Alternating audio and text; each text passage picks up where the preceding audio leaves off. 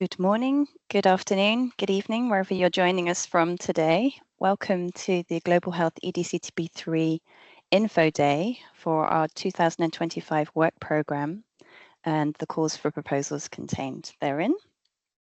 We thank you for your interest and for the many registrations we received for this event, and welcome you to this event. My name is Lara Pandya. I'm the team leader for strategic partnerships and communications at Global Health EDCTP3. I'm joined here by a number of colleagues based at the joint undertaking, as well as colleagues from the EDCTP Association and the European Commission. I will walk you through our agenda now to let you know what you can expect from today's event. We will shortly be having some opening remarks from our Executive Director, Dr. Michael Mukanga. Then we will have a short overview of Global Health EDCTP3 from our Head of Scientific Operations, Lisbeth de Kock. And then we'll have two presentations from the two members of the two founding partners of Global Health EDCTP3 joint undertaking, the European Commission, which represents the European Union. And this will be presented by Jan Pahle, who's a policy officer at the Directorate General for Research and Innovation. And he will present the EU policy context to Global Health EDCTP3. And then there'll be a presentation from Tom Nrienda, who's the Strategic Partnerships and Capacity Development Manager and the head of the Africa office at the EDCTP Association, which is the second partner for the joint undertaking representing the European and African countries in our partnership. And he will be explaining about how to join the association. And then we'll move into, I guess, the meat of the program, which is talking about the course proposals. And I guess this is probably what most of you are very interested in hearing about today.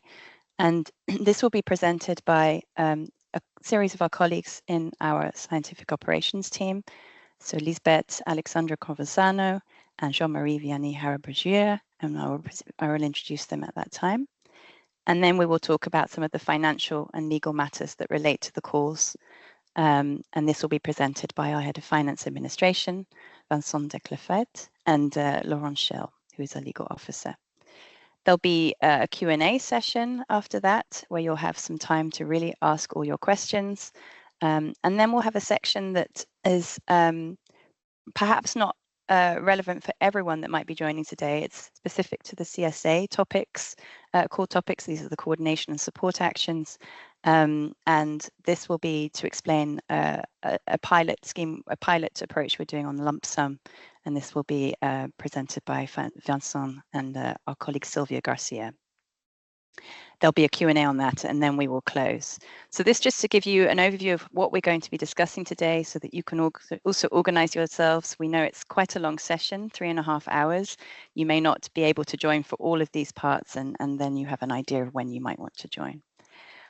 Before handing over to Michael, I'll just take you through some housekeeping for the event. So you'll see that this meeting is being recorded. And you are all muted. It's not possible for us to see you or to hear you, but we do have the Q&A function, which you should be able to see. And we encourage you to include any questions you have in there. Because we're expecting quite a large number of you to join us today, it may not be possible that we're able to answer all of your questions during today's Q&A session. So we want to make sure we answer the ones that you're most interested in getting answered. And so you'll see that there's the possibility to like or vote for a question. You're very welcome to like it, but it won't make it the most popular question. So please make sure that you use this arrow key that you can see on the screen to vote for an option, and that will upvote it. And we will start with those questions first. And then any questions that we're unable to respond to today, we will respond to in writing. And we hope to be able to do that within 10 working days after this event, but it might depend on the number of questions we have. So please bear with us in case it takes a bit longer. So without further ado, I'm going to hand over to our Executive Director, Dr. Michael Mukanga, who has a few opening remarks that he would like to share with you. Michael, over to you. Dear colleagues, Partners, researchers and innovators, welcome to our 2025 Work Program Info Day. By joining us today, you signal your alignment with our aspiration to reduce the burden of infectious diseases in sub-Saharan Africa and globally.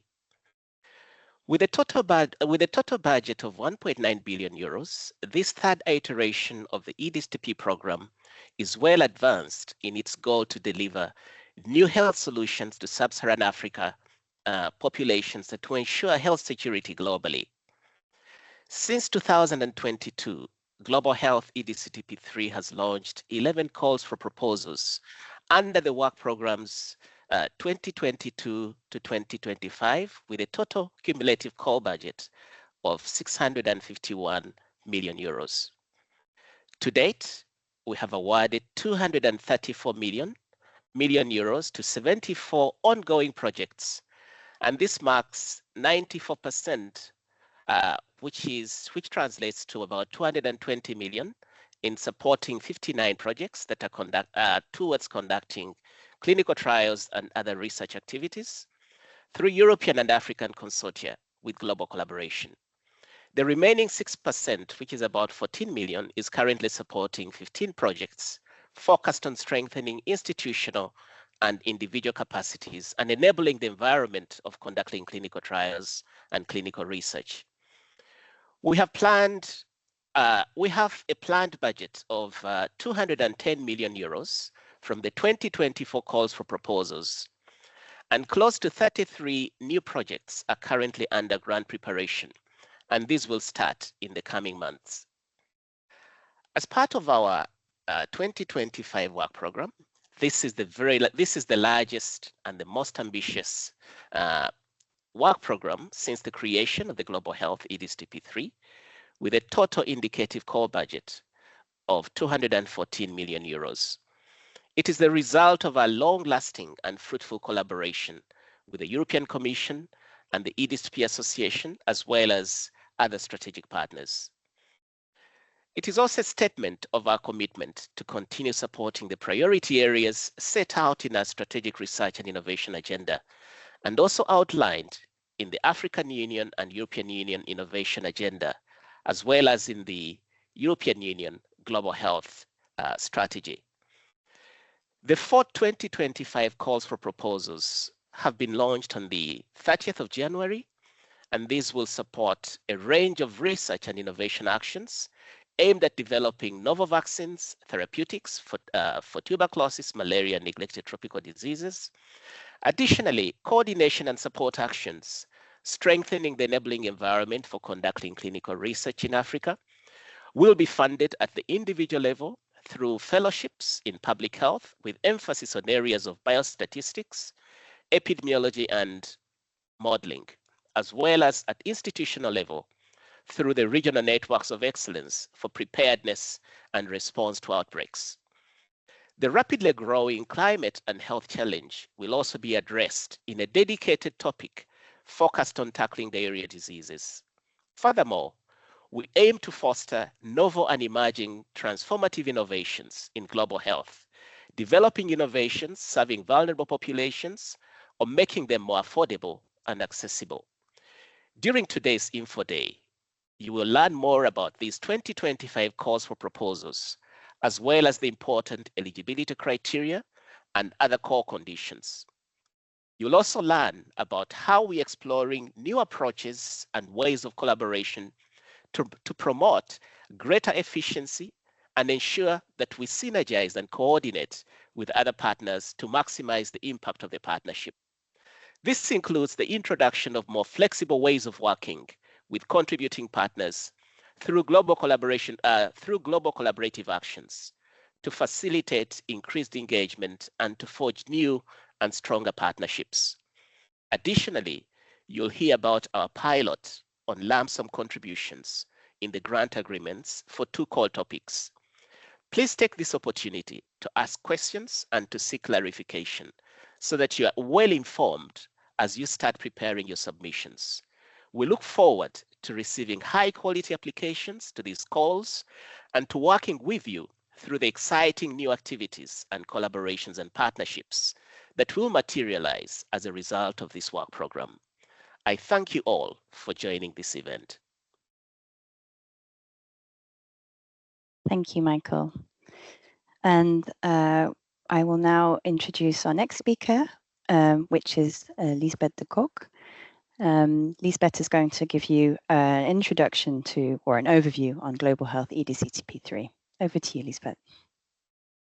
Thank you, Lara. I'm very pleased to be here and to be given the opportunity to give you an overview on the Global Health EDCTP3 joint undertaking. What do we do, who we are, what do we stand for, and also how do we make the most impactful decisions to improve health globally.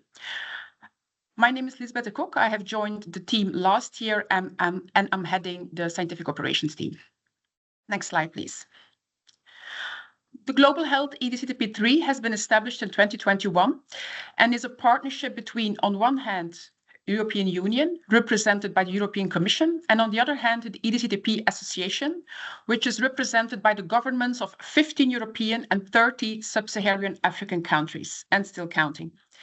Global Health EDCTP3 contributes to the Sustainable Development Goals of the United Nations, the European Union Global Health Strategy, and the African Union and European Union Innovation Agenda. And with this, the European Union shows its commitment to improve the health of all citizens, funding actions to challenges which are global in nature, yet are disproportionately affecting Africa hardest, including infectious diseases, which is our focus. And on top with this, the European Union also underpins its commitment to increase the collaboration, to increase the partnership between the two continents, Africa and Europe. As you may know, the Global Health EDCTP3 program is not new. We are building on the work done before and on the massive experience which was gained during earlier programs, EDCTP 1 and 2. Next slide, please. Infectious diseases remain a major cause of death, disability, and illness in sub-Saharan Africa. So our vision is to reduce the socio-economic burden of infectious diseases in sub-Saharan Africa by promoting the development and uptake of new and improved health technologies. We also want to increase the health security in sub-Saharan Africa and globally by strengthening the research and innovation-based capacities by preparedness and response to control infectious diseases. We want to do this through our mission, which is to support global collaborative research, capacity strengthening, and international initiatives to accelerate the development, the evaluation, and the implementation of interventions to either prevent or identify or treat infectious diseases, including emerging and re-emerging infections in sub-Saharan Africa, to reduce the overall mortality and morbidity. Next slide, please. Now, how do you want to obtain this? So we are funding different strategic approaches. Firstly, we advance biomedical interventions towards improved overall health. This is in absolute figures the most funded area. Secondly, we fund the development of research capacity. We also enhance coordination and alignment of countries around a common agenda, a common strategic research and innovation agenda. We also strengthen capacity for outbreaks, for next epidemics, pandemics, as they may come. And finally, we also fund and promote networking, building partnerships and strategic alliances. This can be between sub-Saharan Africa countries, but also between South and North and between the European countries. So since the third program, we have extended the scope while we continue to focus on major infectious diseases which are faced in sub-Saharan Africa. As you go with me through the graph, we obviously continue our investments and our commitments to tackle malaria, HIV, and tuberculosis. We have added since the third program diarrheal diseases, mainly in context of the climate health. We are also adding lower respiratory tract infections. We are adding emerging and re-emerging infectious diseases to anticipate epidemics and pandemics. And we also fund neglected infectious or tropical diseases. We have cross-cutting transversal domains as they are antimicrobial resistance, as we have changes in incidence of infectious diseases which are provoked by the climate crisis. And we also fund digital health solutions. So in the gray inner circle, you see that we also strengthen and build research capacities in sub-Saharan Africa, as there is training, as there is pandemic preparedness, increase the ethics and regulatory capacity in the region. This is mainly through CSAs, coordination and support actions, but can also be indirectly through RIAs, the Research and Innovation Agenda topics. And overarching across all of this, obviously, we invest in clinical research. We invest in all phases of the clinical research, but particularly the late phases, including phase 4, the phase 3, the phase 4, and the implementation research, and if relevant, with a special focus on vulnerable populations. Next slide, please. Thank you. And to close, I would like to offer you a brief insight in our governance structure. So we are advised by 2 advisory bodies, the stakeholders group on one hand and the scientific committee on the other hand. So when it comes to the work program, the stakeholders group is advising us high level on the topics. The scientific committee is advising us on the topics and is co-creating, co-shaping with us the topic text. And this goes through several iterations. The governing body is our ultimate decision-making body and is composed of 12 voting members, 6 members representing the EDCTP Association, with rotating representation from European and African countries, and 6 voting members from European Commission representing the European Union. So I just want to underpin here that both for the adoption of the work program 2025, but also for the selection of the funded proposals, both European and African countries are around the decision-making table. And with this, I would like to hand back over to Lara. Thank you, Lisbeth. So that, I hope, gave you a good introduction to the background of EDCTP3. And now I would like to invite Jan Paala to take the floor and to give us the EU policy context. And as I mentioned earlier, Jan Paala is the Policy Officer at the European Commission in the Directorate General for Research and Innovation. And over to you, Jan. You're muted, Jan. You just need to unmute yourself. Yeah, thanks a lot, Lara, and welcome to everybody. Yes, these are exciting times. In December, the new European Commission has started its work for the next 5-year mandate following the confirmation of all the 27 commissioners. And if you can bring on the next slide, the new commissioner for startups, research and innovation is Ekaterina Zahariyeva, with a distinguished career in the Bulgarian government, most recently as Minister for Foreign Affairs. She will be tasked to support the startup and scale-ups, amongst others, to prepare a new strategy for life science, to unlock high-value technologies, and to promote the international collaboration on research. The new life science strategy will be part of the Competitiveness Compass for Sustainable Prosperity and Competitiveness that was launched by the new Commission 2 weeks ago. It responds to the challenges and opportunities described in the report by Mario Draghi on the future of European competitiveness that he produced at the request of the Commission President von der Leyen last year.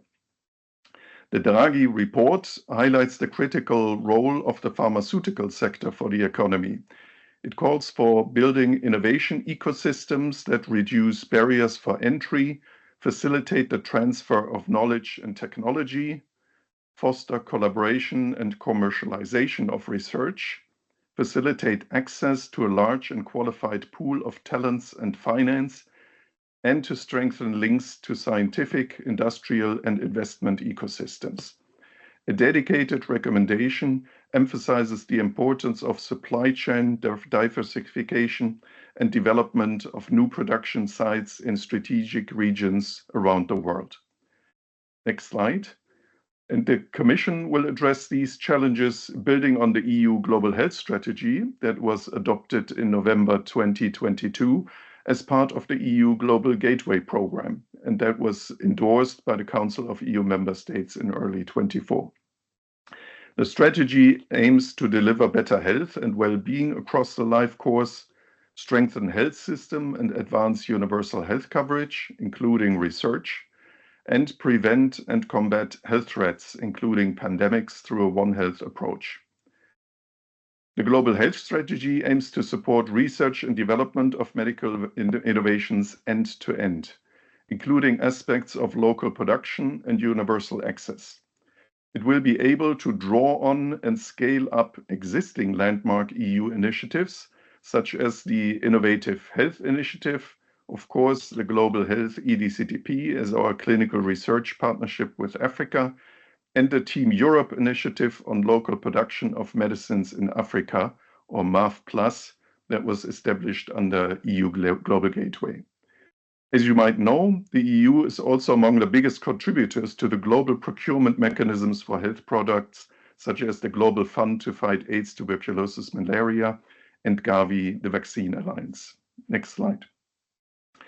Research on infectious diseases with global relevance is in the EU's own genuine interest. As climate change sees mosquitoes and formerly called tropical diseases returning to Europe, and as we have learned our lessons from the pandemic, we have a common interest to detect and respond to re-emerging diseases quickly and at source.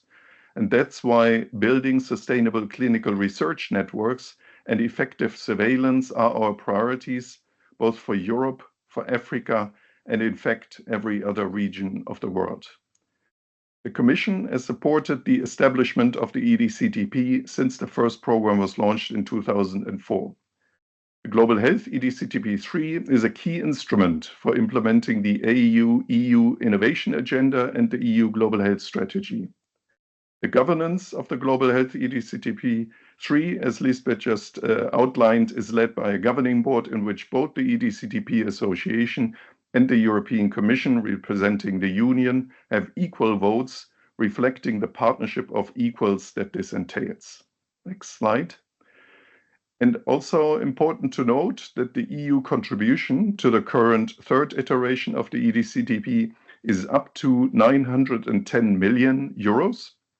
But it depends on the additional contributions of at least 550 million from the African and European countries coming together in the EDCTP Association, and it crucially depends on additional contributions of up to 400 million euros from so-called contributing partners or third parties that can be other countries, philanthropies, industry, or other research funders. You will see that several topics under this call request that proposals leverage additional financial or in-kind contributions from other partners. These additional contributions will be very important, as only they will unlock the full EU contribution of 910 million. And more detail will be provided in the session on financial and legal matters later on. Next slide. Actions funded under the Global Health EDCTP should align with a broader EU partnership in health established under the EU's Global Gateway. The Team Europe approach means joining forces so that our joint external action becomes more than the sum of its parts. By working together and pooling our resources and expertise, we deliver more effectiveness and greater impact. The Team Europe, in that sense, consists of the European Union, the EU member states, and their implementing agencies and public development banks, such as the European Investment Bank.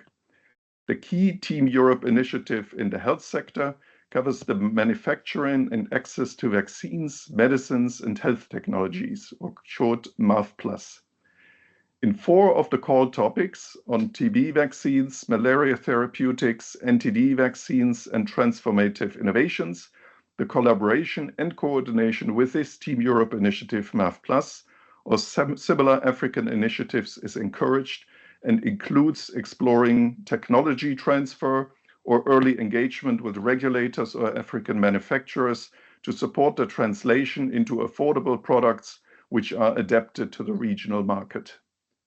The Digital Health Initiative supports African partners in strengthening health system and achieving universal health coverage through digital solutions, notably those relevant for pandemic preparedness and response. The support to public health institutes in Africa will strengthen African national public health institutes and public health schools. It will promote regional collaboration and networking among African and European institutes and enhance workforce training, research and knowledge exchange. This correlates well with the topic on strengthening regional networks and excellence under this call. And lastly, the Team Europe initiative on sustainable health security will strengthen prevention, preparedness and response to infectious threats and antimicrobial resistance in African countries. And at the next slide, you can see the more details of these various Team Europe initiatives and the membership both on the EU side and the key partners that are involved and the contacts to the colleagues in DG INTPA who are operationalizing these important initiatives. Next slide. The EU commitment to international scientific cooperation is also demonstrated by the open nature of the overall research framework program, Horizon Europe, for partners around the world. The closest form of collaboration is the association, where partner countries pay into the program budget to enable its research entities to benefit from Horizon Europe. Following the association of the UK and Canada in 2024 and the association of Switzerland and Korea in 2025, the additional contributions from these countries increases the overall budget of Horizon Europe by 30%, which was also reflected in an increase of 110 million in EU contributions to the Global Health EDCTP3. This also means that research entities from the now 21 countries on the slide will be able to benefit from EDCTP funding, in addition to the EU member states and the African countries that are members of the EDCTP Association. For Switzerland and Korea, we're still awaiting the final signature, but expect that these will be completed before the grants under this call for proposal will be signed. And with that, I'd like to return to Lara. Thanks. Thank you very much, Jan. I hope everyone found that a very useful background to the EU policy context of global health EDCTP3.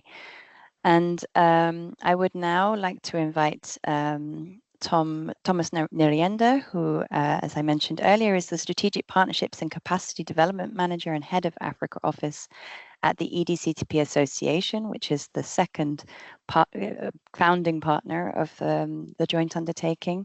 And Tom is going to talk to you about how to join the EDCTP Association as a member country and the various membership requirements and obligations related to that. Tom, you just need to unmute yourself and then the floor is yours. Thank you very much, Lara. And welcome, dear participants. Indeed, I'm going to talk to you about the EDCTP Association. The EDCTP Association, legally registered in Netherlands, is a collection of African and European member states who are implementers of the EDCTP program together with their global partners. So you'll see that from the presentations coming later, the institutions from European member states and associated members that Jan presented are automatically eligible to get Global Health EDCTP3 grants, while institutions eligible to get these grants from African region should be countries that are in institutions that are in countries that are members of the association. So this is really a crucial step for African countries to consider and take if they want to participate in this program. So indeed, this part of the presentation is a short presentation. but helps us to understand the EDCTP association, its rules of participation, and how countries can join, to which we can all play a role for their active membership. As already said, the association is one of the 2 founding members of the new program and represents the European and Sub-Saharan African member countries in the governing board. The secretariat of the association is usually virtual and is divided in 2. One is the European office registered in Netherlands, and the other is the Africa office registered in South Africa, here in Cape Town, where I'm sitting. But the European office oversees the governance matters in relation to the Global Health EDCTP3 joint undertaking through the association board and the Global Health EDCTP3 joint undertaking committee. It also oversees relationship management with European member states and their stakeholders. It also contributes to the new program's communication and outreach activities.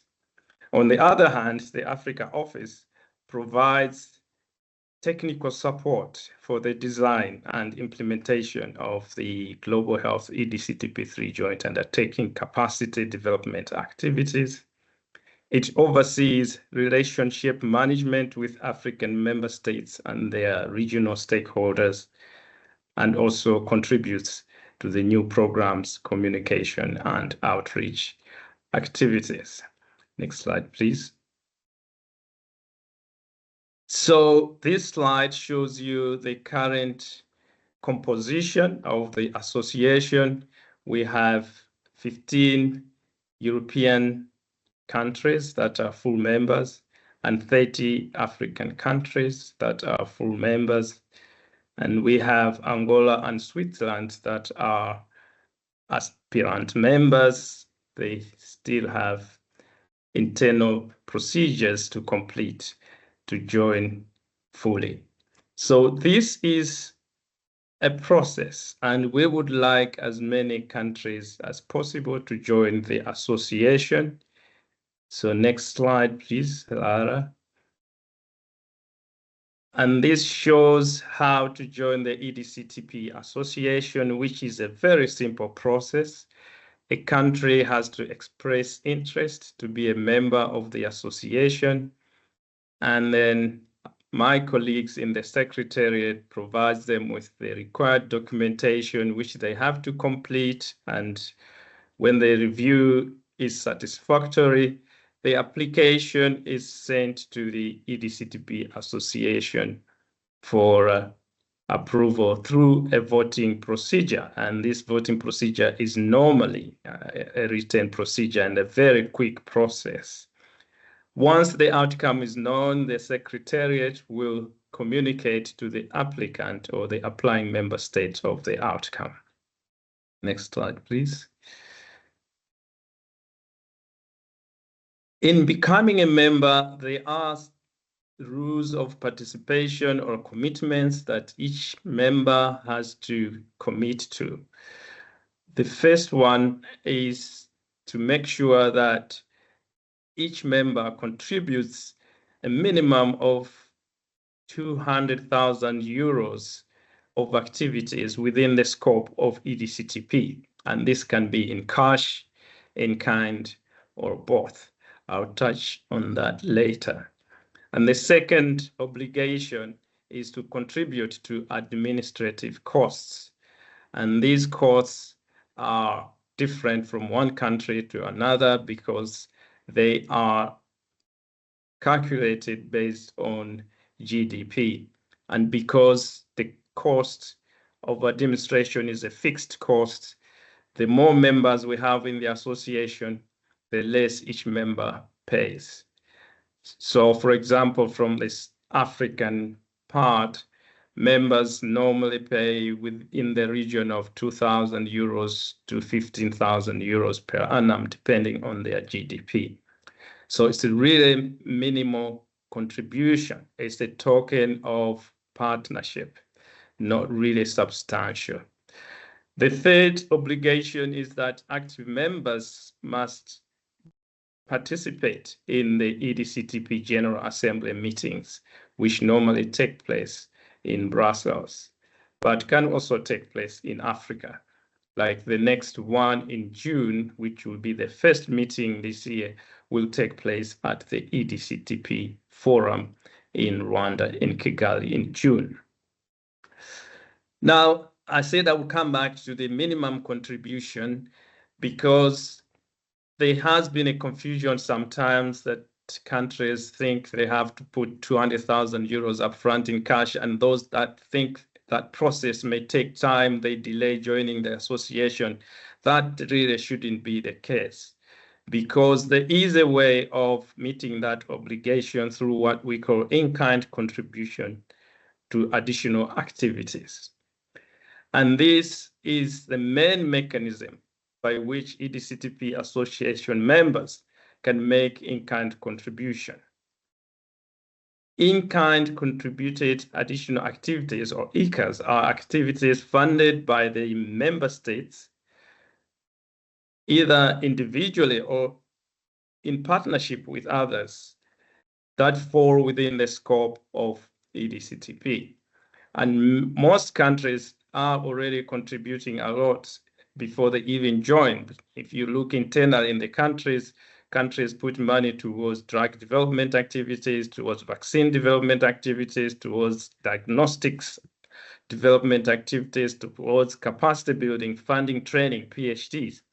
And what this asks is just to have that put together in a prospective manner and collaborate as EDCTP contribution, which is very easy. And my colleagues in the Secretariat have expertise to lead interested countries in that process.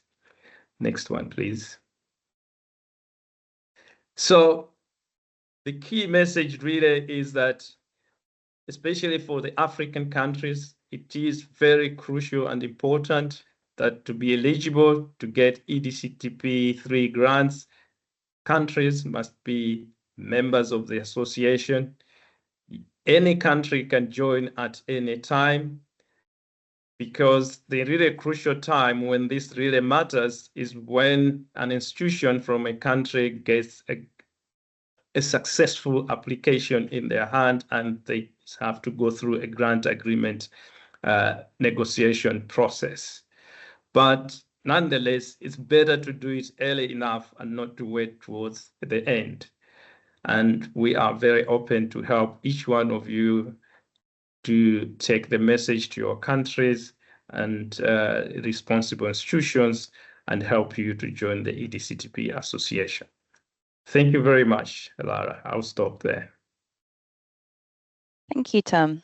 And hopefully that was also very helpful for people to understand the importance of having African countries members of the EDCTP Association, and whatever you can do to help support your authorities to come on board is very much welcome.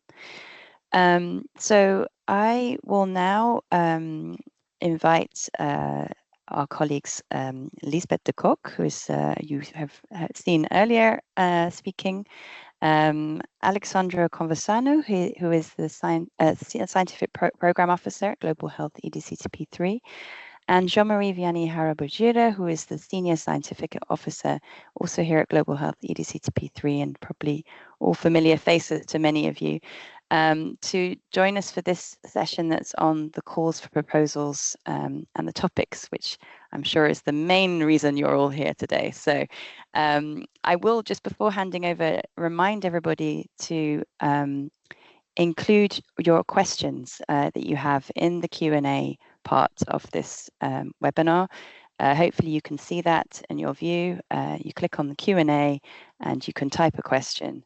And what is important for those of you that weren't here, maybe you've joined since we started the session, is that we may not have time, of course, to answer all of these questions during today's session. We will do our best. Colleagues are already trying to respond to some of the questions in writing, but we will have to probably focus on the most popular questions. And to do that, you need to vote for them. So please use, you can like a comment, of course, but to really vote for it to be addressed first, you need to use this arrow key on the left-hand side of the comments that you can see, the questions and answers, and this will upvote them, and we will answer those questions first. And anything we don't manage to answer, we will respond to in writing, and we will publish a Q&A, hopefully within 10 days of this meeting, but we will have to see depending on the volume of questions. So with that, I will then hand over to my colleagues to take you through these calls for proposals. Thanks. Thank you, Lara. Indeed, in this session, we will dive into the different topics and the condition of the work program 2025. Next slide, please. The work program 2025 has been adopted by the governing board on the 13th of December and has been published a few days later on our website. It includes 4 calls, 4 two-stage calls, open and competitive calls, which are covering jointly 7 topics. It also includes a mobilization of research funds in case of public health emergencies in the event it happens. And this adds up to a total indicative budget for call for proposals, as well as other actions which are not subject to call for proposals, of 214 million euros.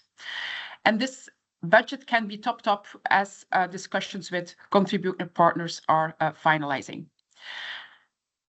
This is clearly our largest annual call budget so far, and it reflects our ambition to become the leading research partnership on infectious diseases. Next slide, please. So here you can see an overview of the 4 open competitive calls covering jointly 7 topics. So the first call is covering 3 separate topics. The first topic is to develop vaccines for reducing the disease burden of tuberculosis in sub-Saharan Africa, corresponding to a budget of almost 46 million. The second topic is a malaria topic, a global collaborative action for research on existing malaria therapeutics and clinical development of new anti-malaria candidates and combinations, almost for about 31 million. And the third topic under this call is about neglected tropical diseases. It's about the development of prophylactic vaccines against neglected tropical diseases in sub-Saharan Africa, adding up to as well almost 46 million euros. Our second call is a CSA, a coordination and support action, which is about fellowships and the intent to fund strategic training hubs for fellowships in public health, covering biostatistics, epidemiology, and modeling. And then we have the third call, which has one topic about networks, which is a global collaborative action for strengthening the regional networks of excellence and epidemic preparedness and consortia, adding up to 40 million. Then lastly, we have the fourth call, which has 2 separate calls. One call is about a global collaborative action tackling diarrheal diseases in the context of climate and health, for about 31 million euros. And then the last topic under this call is transformative innovation in global health, corresponding to 40 million euros. And in the event it happens, we have a placeholder to mobilize research funds in case of public health emergencies, which will be unlocked in case of an outbreak. And with this, I want to hand over to Jean-Marie, who will kick off the deep dive into the topics, starting with tuberculosis. Thank you, Lisbeth. Thanks, everyone. Good morning, everyone joining us from across the globe. As mentioned by my colleagues, I'm Senior Scientific Officer at the Global Health EDCTP3. Many of you may know me from the previous program. And some of the topics we're talking about today are a continuation of the work we are doing, or maybe new investments in new ideas targeting innovative products to address the infectious disease we are dealing with. The first one today is the global collaboration action for the development of vaccines for reducing the disease burden of tuberculosis in sub-Saharan Africa. We'll be referring to this topic as the TB vaccines topic as we move ahead. Next slide. So this will be a research and innovation action. And as you all know, this means that you can conduct clinical trials under this topic. And the indicative call topic budget is 45.9 million. This gives you an idea when you think about the project you are going to propose, as the expected size per project is, the max is supposed to be 15.3 million. In terms of expected outcome, pay attention to what we've been putting in the brackets there as you read the work program and the call topic text, because there are these bullet points, but we have to repeat to insist that at least two, with the first in these bullet points being mandatory. I'll be reading through these, but just to let you know that this is important as you draft your proposal. You have to look at what we have mentioned be as mandatory, and the number of the minimum bullet points that have to be addressed. Now we need projects that will help us obtain evidence of immunogenicity, efficacy, safety, or clinical utility on vaccine candidates that are under development currently, or those that are already licensed. We need projects that will generate clinical data on TB prophylactic vaccines, serving adolescents, adults, including where appropriate, of course, pregnant and lactating women, newborns, children, and other vulnerable and neglected populations, and also population with co-infections and comorbidities at risk in sub-Saharan Africa. Also, projects that will contribute to the data package related to immunization, vaccination, enabling public health authorities and policymakers to recommend on vaccination strategies, publish updated or new evidence-based clinical guidelines and best practices, or design tailor-made TB policies in the countries that we work with in sub-Saharan Africa. Next slide. Moving ahead in terms of scope, this text may repeat a bit or reflect almost what was being said under the expected outcomes, but this is important when you go through that template and write your proposal, because a project can be rejected because it's out of scope. So this is very important to read through when you think of having your project being eligible. I will start from the last line of this slide. What is out of scope under this call is implementation research. Implementation research has been covered by other topics in our previous work programs, and here under this TB vaccine call topics out of scope.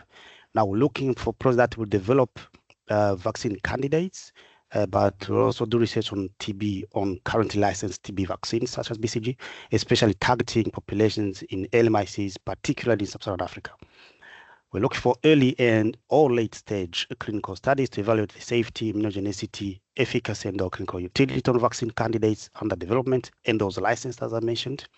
Proposals to generate clinical data on TB prophylactic vaccines in adults, adolescents, where appropriate, of course, pregnant and lactating women. As I mentioned, this is a repetitive text, but it's important for you to mark these bullet points as you want your project at the first stage to pass through our eligibility checks.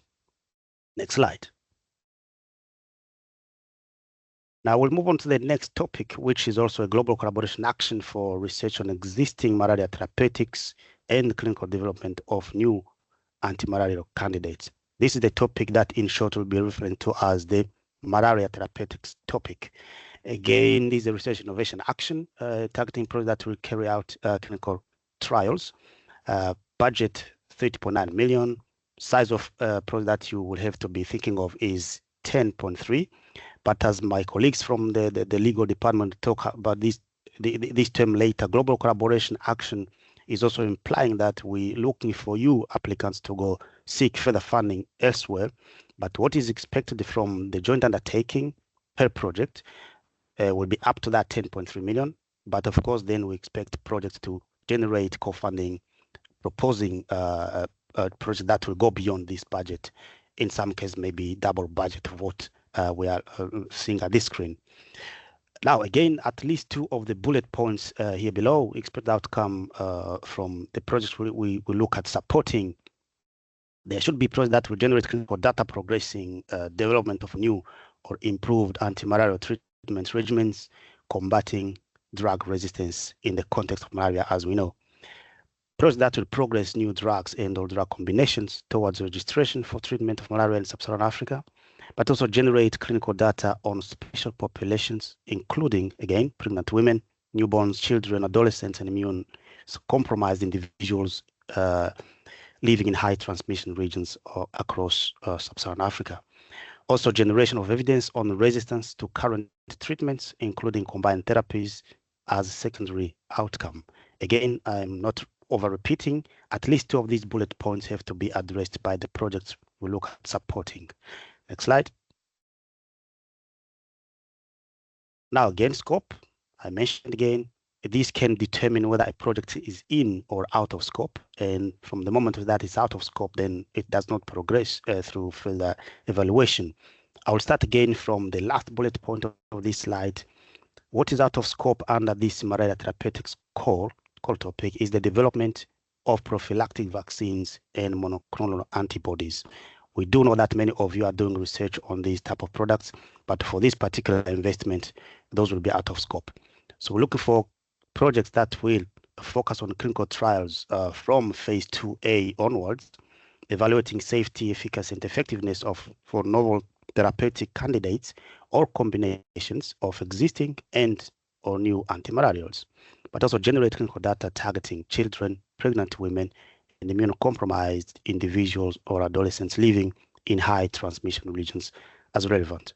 We're also looking at projects that will target interventions that may address both Plasmodium falciparum and Plasmodium vivax. Promising transmission blocking agents may be included as part of combination therapies, not as a standalone project, but as part of combinations. Also, projects that will provide evidence, generate evidence on the resistance to current treatments, including combined therapies as secondary outcome.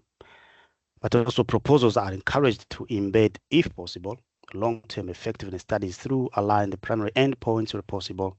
Also generation of pharmacovigilance data on currently registered therapeutics or candidates in late-stage efficacy trials. Next slide. Now we're coming to the third topic, which is addressing neglected tropical diseases. This will be a topic that looks at accelerating the development of prophylactic vaccines against NTDs in sub-Saharan Africa. In short, we'll be referring to this topic as the NTD vaccines topic. Next slide. Also very important to mention that these will be research innovation action projects where we can support clinical trials. Indicative call topic budget 45.9 million. Again, size of the projects, it is ambitious. We're looking at the projects that will do clinical trials on candidate vaccines in a number of entities that will show later. Expected project size will be up to 15.3 million. Again, look at that bracket. There is at least one of the 3 bullet points in the expected outcomes. Generation of data on novel or existing vaccines to make progress towards prevention, control, and elimination of a number of entities affecting sub-Saharan Africa. Improve the understanding of barriers for progression of new or improved vaccines against NTDs through the R&D pipeline, but also generate clinical data including pregnant and lactating women, newborns, children, adolescents, other vulnerable and neglected populations, and people with co-infections and comorbidities at risk in sub-Saharan Africa as relevant. Next slide. I'll start from that right corner where we indicate which entities are in scope. As you know, there is a list published by WHO, which we all work on as neglected tropical diseases. But for Global Health EDCTP3, there is a specific list which is in our strategic research innovation agenda, which is shown there. So for a proposal to be eligible, it has to address disease data listed in our strategy documents. Now, so the topic, as we're mentioning, again, the scope. This scope is important to determine what will be eligible or not. Look at it carefully as you draft your proposal. But again, here, what I'm mentioning as out of scope, though it is not the last bullet points, what will be out of scope is the implementation research and any research on Chagas, chromoblastomycosis, and other deep mycosis, scabies, and other ectoparasites and snake bite envenoming. We do know that these diseases are prevalent in certain pockets of sub-Saharan Africa, but mainly they are not the key public health emergencies that we are trying to address when we support research on NTDs in sub-Saharan Africa. Now, projects we're looking for should focus on clinical studies to evaluate the safety, immunogenicity, efficacy in Africa, of course, addressing the NTDs in the right corner. General population and all where relevant, vulnerable and neglected populations, mobility at risk in sub-Saharan Africa, including again pregnant and lactating women, newborns, children, adolescents, and those affected by co-infections and comorbidities. Those populations will be a focus in the proposals we'll be drafting. We'll also look at projects that will develop, that will help us to address development of integrated preventive measures across NTDs and combined approaches targeting the host reservoir. Here we're talking about the One Health research context. That such kind of projects are strongly encouraged. Now, to ensure diversification of the portfolio across different diseases, the funding decision will consider ranking of proposals taking into account diversity of the respective diseases for proposals above the funding threshold. This is to mean that because these topics are addressing more than one disease, the previous topics I was talking about was just TB or just malaria, but here it's a list of diseases. So when we get to do the evaluations, our expert committees will look at a portfolio, will look at a ranking that will allow us to address a diversity of issues, not just, for instance, a whole core topic addressing Burudi ulcer or just dengue, but we are going to look at a diversification which will allow to address these infectious diseases that are affecting, in some cases, separate regions or sub-regions in Africa, or in some other cases, maybe the whole of sub-Saharan Africa. Next slide. Right, from here, I will hand over to my colleague, Alexandra Conversano. Over to you, Alex. Thank you very much, Jean-Marie. Hello, everyone. My name is Alexandra Conversano. I am a scientific program officer here at Global Health EDCTP3. Jean-Marie has just taken you through the first 3 topics in the first call. I will be taking you through now the second call, which has 1 topic. And it is entitled Global Health EDCTP3 Joint Undertaking and Contributing Partners Funded Strategic Training Hubs for Fellowships in Public Health covering biostatistics, epidemiology, and modeling. So this is a coordination and support action, CSA, with an indicative call topic budget of 6.7 million euros. And what we recommend is the expected project size of a maximum of 1.34 million euros.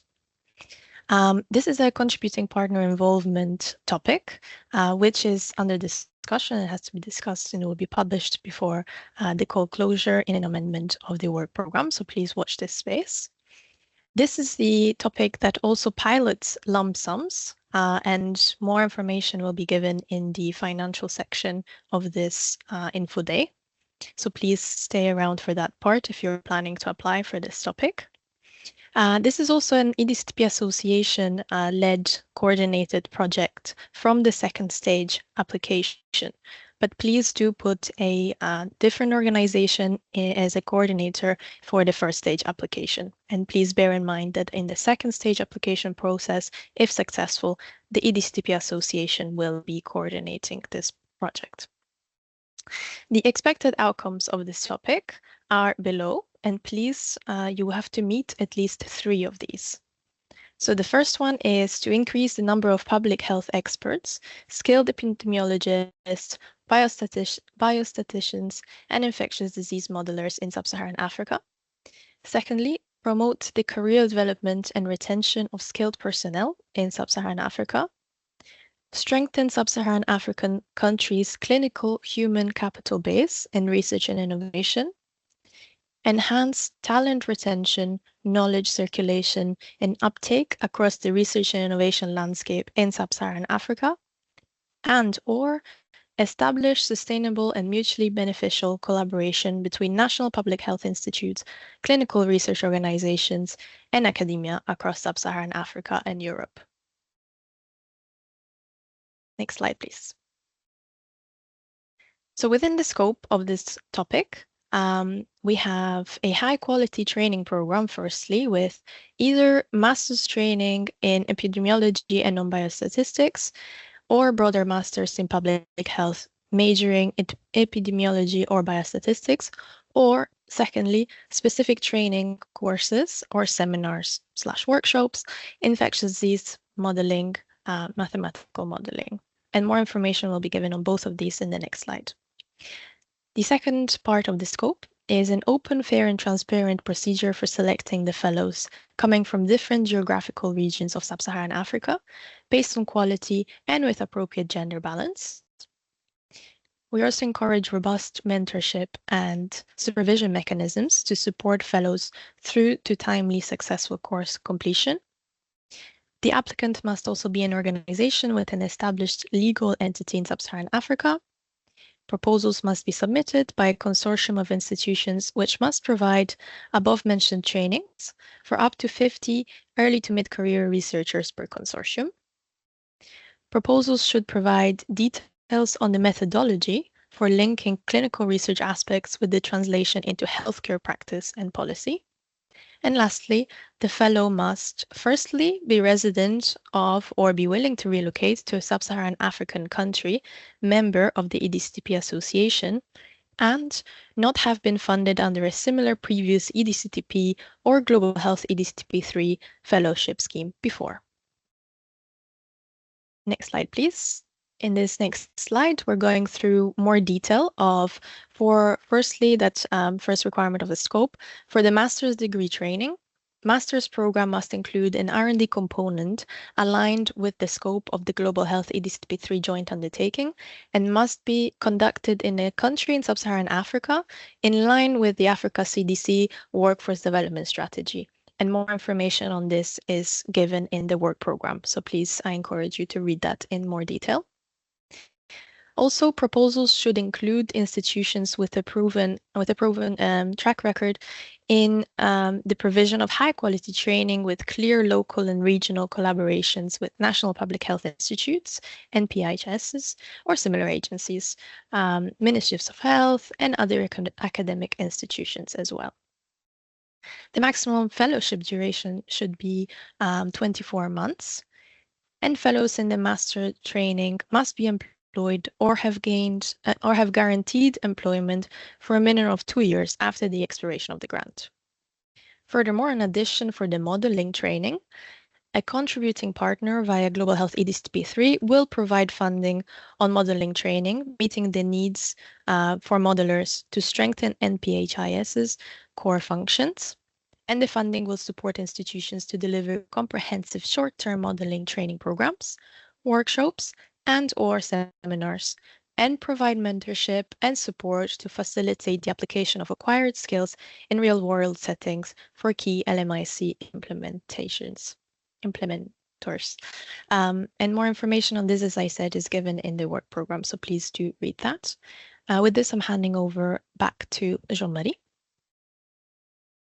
Thanks, Alex. Now we are going to talk about what you'll be referring to as networks of excellence and epidemic preparedness consortia. And again, this will be a global collaborative action to strengthen those regional networks that many of you have worked on, and the epidemic preparedness consortia. This is a topic that involves what we call a contributing partner. This is an organization that will be bringing in a contribution to support maybe larger budgets of these projects that you are going to propose. But this information is not yet fully available. It will be published later, for sure, before the call closure, because it will be part of what you have to look at as you draft your proposals. There is also a pilot Lum-sum linked to this topic. This will be also explained later. Another particularity of this topic is that EDCTP Association, you followed earlier the talk of my colleague, Dr. Thomas Nyirenda from the EDCTP Association. The EDCTP Association will be playing a role of project coordinator from the first stage proposal of all those applications that will be received under this topic. Now, just briefly, this is a coordination support action. As much as many of these issues that we are talking about here may involve clinical studies, we are not going to support clinical trials under this topic. Indicative topic budget is 40 million. Exploratory size max is 10 million. Again, on top of that, there may be funding from other partners who are speaking to us as we go through this. Now, expected outcomes, all of these have to be considered as you read through that work program. We're looking at projects that will help us strengthen clinical research capacity to conduct multi-country clinical trials to ICH GCP standards and compliance with WHO guidance for best practices for clinical trials, but also enhancing collaboration and optimizing the use of resources and infrastructure within the network, offering training and mentorship to senior scientists to promote professional development and scientific leadership in clinical trials, strengthen South-South, North-North, but also North-South collaborations between researchers and institutions, encouraging and promoting networking and dialogue between researchers, communities, and policymakers to maximize the impact of clinical research in Africa, but also promote resources sharing and harmonization, establish and strengthen partnerships with national public health institutes across sub-Saharan Africa, strengthen, expand multidisciplinary epidemiology networks, generating accelerated evidence for optimal management of patients and for guiding public health response to any severe infectious disease outbreak caused by pathogens within the scope of global health EDCTP3. Earlier, you followed charts and slides showing which disease fall in our scope. So all of those can be addressed when we strengthen capacity to respond to outbreaks or just patient management and routine care. Next slide. Right, again, the scope. They are what I'll be calling maybe the point 1 to 4. So there will be 3 mandatory, at least 3 of these. I'll talk to that when we go to next slide. So expertise is 1, which is in the scope, but there will be 3 points on the next. So at least 3 of these 4 have to be addressed by the proposal that you'll be sending to us. Under expertise, we'll look at strengthening expertise on clinical research in all disease areas in our scope. So proposal on HIV/AIDS clinical research are encouraged to align with activities supported by PEPFAR across sub-Saharan Africa. This has been mentioned in the call topic, and many of you may be working with partners from different countries. So those focused on HIV/AIDS should look at activities supported by these partners we have mentioned, but also strengthening expertise and preparedness for research response to emerging and re-emerging diseases with epidemic potential. Proposals are also encouraged to align with activities supported by other funders. We do know that there are many funders that are working on a number of pathogens that also fall in our scope, a specific pathogen that may lead to an outbreak, an epidemic or a pandemic. Those, where possible, you have to align with what they are supporting, but it is also possible that the networks will be are also funded partially by those partners we may be mentioning already now in the published work program or in the future communication that will come to you when the continuing partners have concluded negotiations with our office. We'll look also at supporting national public health institutes in collaboration with Team Europe initiative, as Jan was mentioning, strengthening establishment in conjunction with Africa CDC of at least 1 ICH GCP compliant clinical trial site, of course, compliant with WHO guidance for best practices for clinical trials.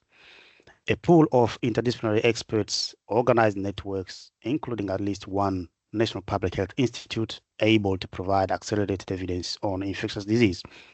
So those are the kind of pools we are looking at building under this topic, but also training of a specified number of clinical research associates certified to monitor clinical trials for progress and quality, strengthening the ethics, regulatory, and pharmacovigilance capacity. So this includes all the kind of expertise that maybe many of you running clinical trials may be looking at tapping into CRO knowledge or other private or academic groups in your countries, but that expertise we'd like to build it using this topic. Next slide.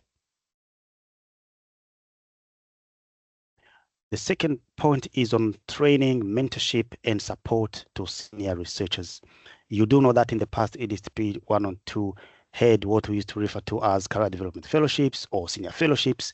We do not have those specific nomenclature topics or fellowships in the current program, or at least in the current work program of 2025.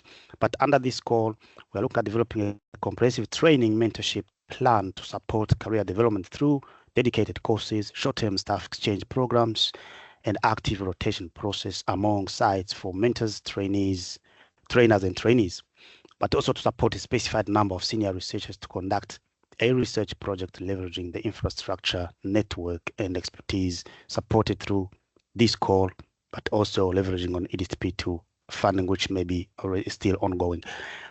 Under partnerships, as the third point, we're looking at networks that will enhance South-South, North-South collaboration and strengthen partnerships with national public health institutes and regional public health bodies. Those that will propose they have also to propose a sustainability plan, and these networks should be able to be pivoted to respond to outbreaks within their respective sub-regions, but also to provide a coordination function to align with Africa CDC and other funders' strategies and activities to strengthen the African clinical trial ecosystem.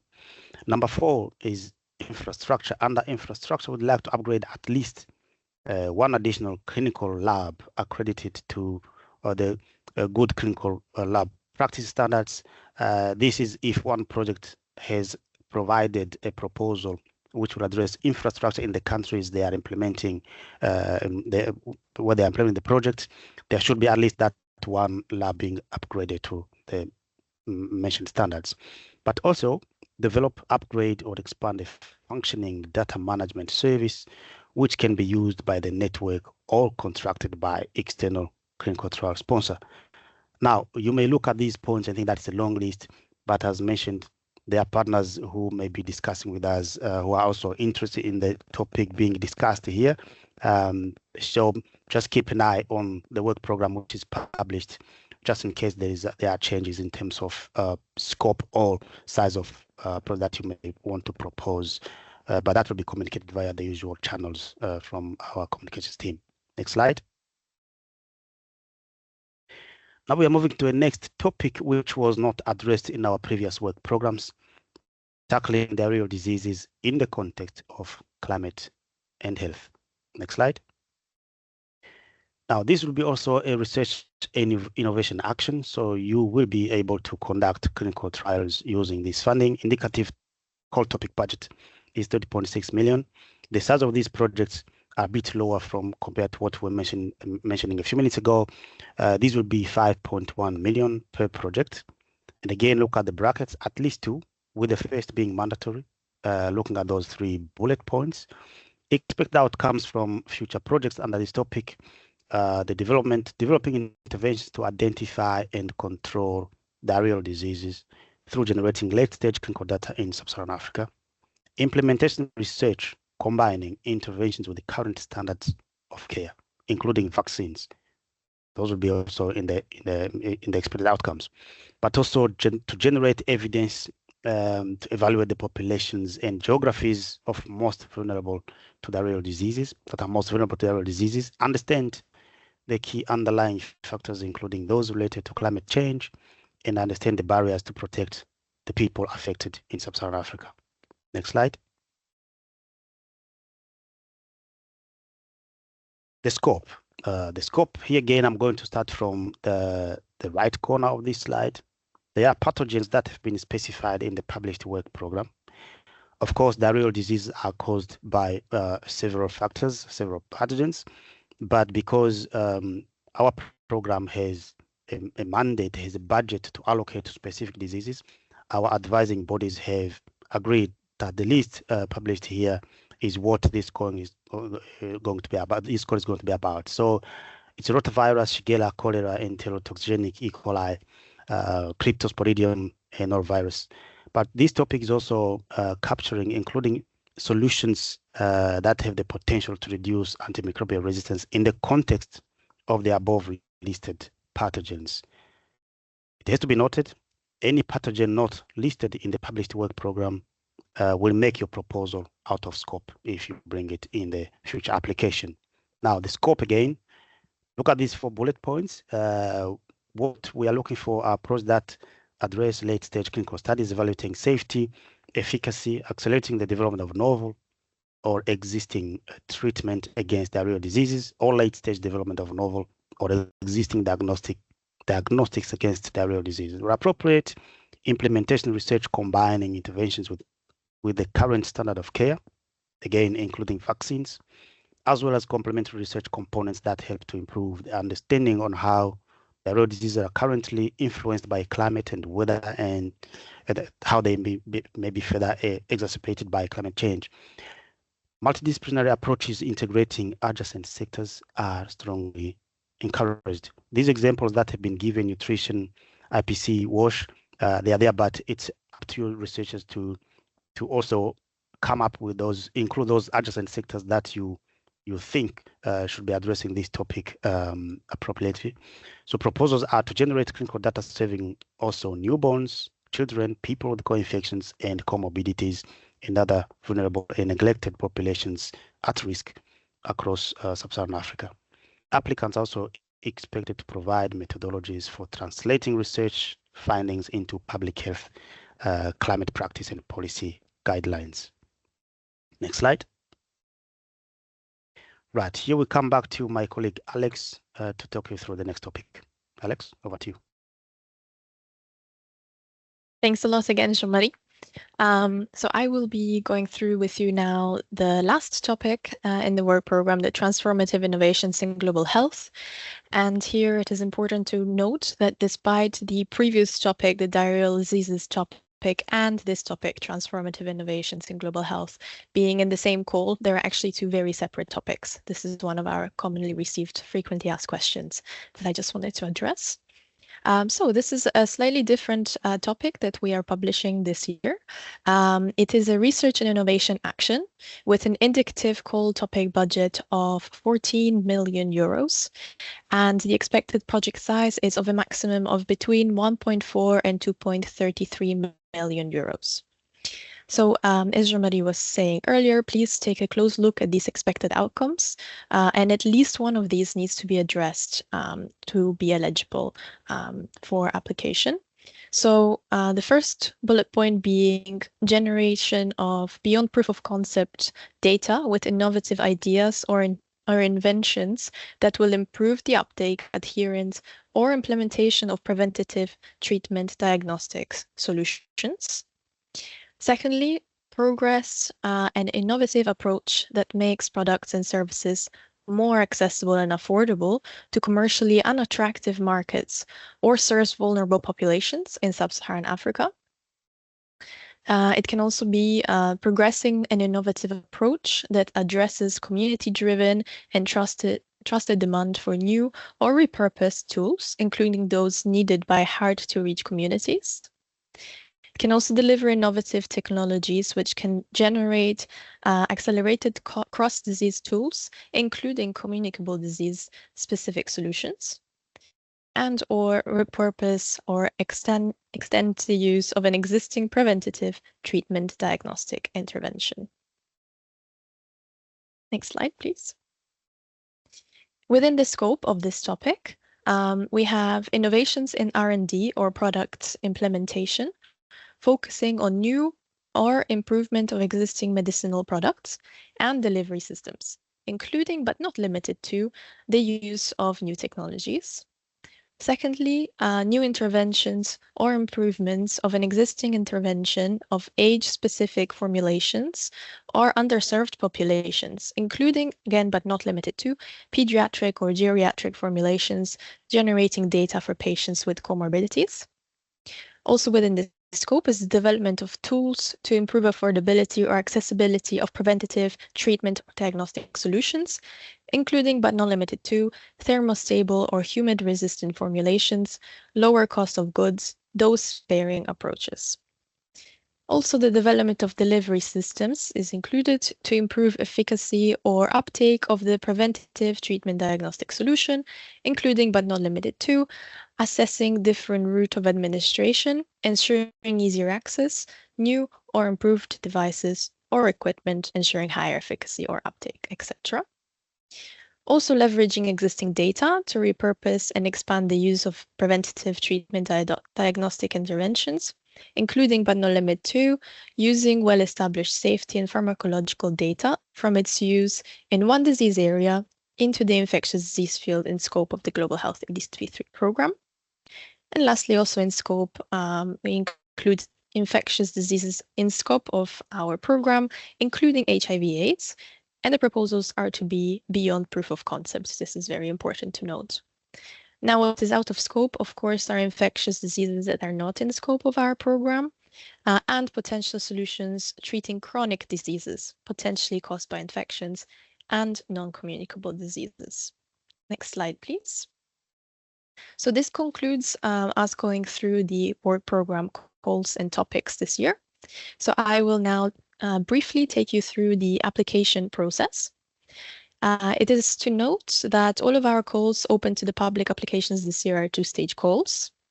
At the first stage, as you see on the left-hand side, with the application deadline of the 20th of March, just as a reminder, the applications are short proposals, 10 pages long, and all eligible proposals are evaluated using two of the evaluation criteria, excellence and impact. These criteria are also not complete of all sub-criteria, as in, for example, first stage or second stage evaluations. Please note also that the Network of Excellence topic, here, the EDCTP Association is the coordinator at the first stage. Then, only projects that have a score above the dynamic threshold and only a cumulative number of projects with a budget totaling 2.5 to 3 times the available budget per topic are then invited to the second stage. At the second application stage, applicants submit a full proposal by the 2nd of September.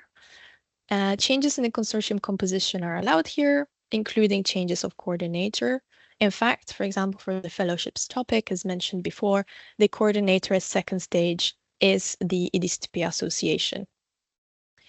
And a second evaluation process, independent from the first, is then conducted by our team and experts, and all 3 criteria are evaluated. So the excellence, impact, and the quality of the implementation criteria are evaluated in full here.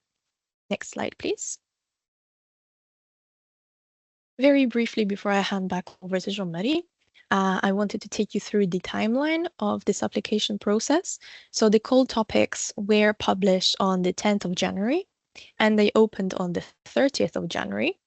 We are hosting this info day today with a few other info days to come in the next few days in different languages. The submission deadline for the first stage, very important date to note, is the 20th of March. But please do not wait. We really encourage you not to wait until the last day to submit your proposals due to potential IT issues. So please do submit proposals beforehand if you can. But the last date and deadline is the 20th of March for the first stage. Then in April and May, we will be having the evaluations for these first stage proposals. And our internal approval procedure and also the evaluation outcome will take place in June this year. Then this outcome is communicated to yourselves, to the applicants, in July, and also any invitation letters to the second stage are communicated at that same time. Then the deadline for the second stage applications this year is the 2nd of September. Please, again, do not wait until the last day if possible to apply. And our second round of evaluations this year for the second stage proposals is taking place in September and October, with an internal approval of the evaluation outcome of the second stage happening in December.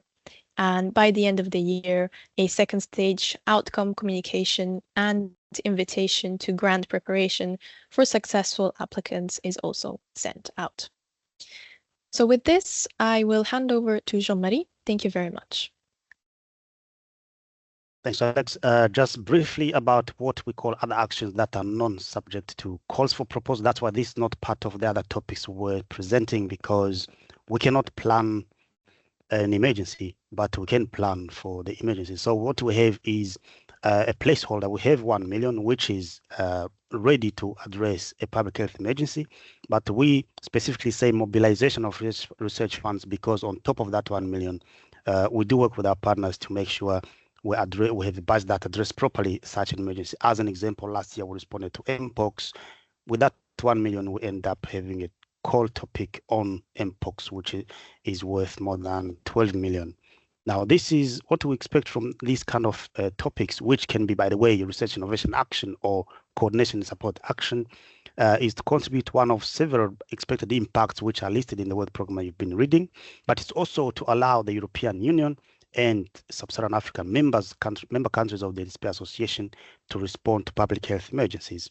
So work in this area should allow a faster research response to outbreaks of epidemic or pandemic infectious disease. And this complements what we do in those preparedness topics that we're talking about, those networks of excellence that prepare the expertise and infrastructure. Next slide. But this slide, maybe what is important is to mention that it has to be in duly justified cases of health emergencies.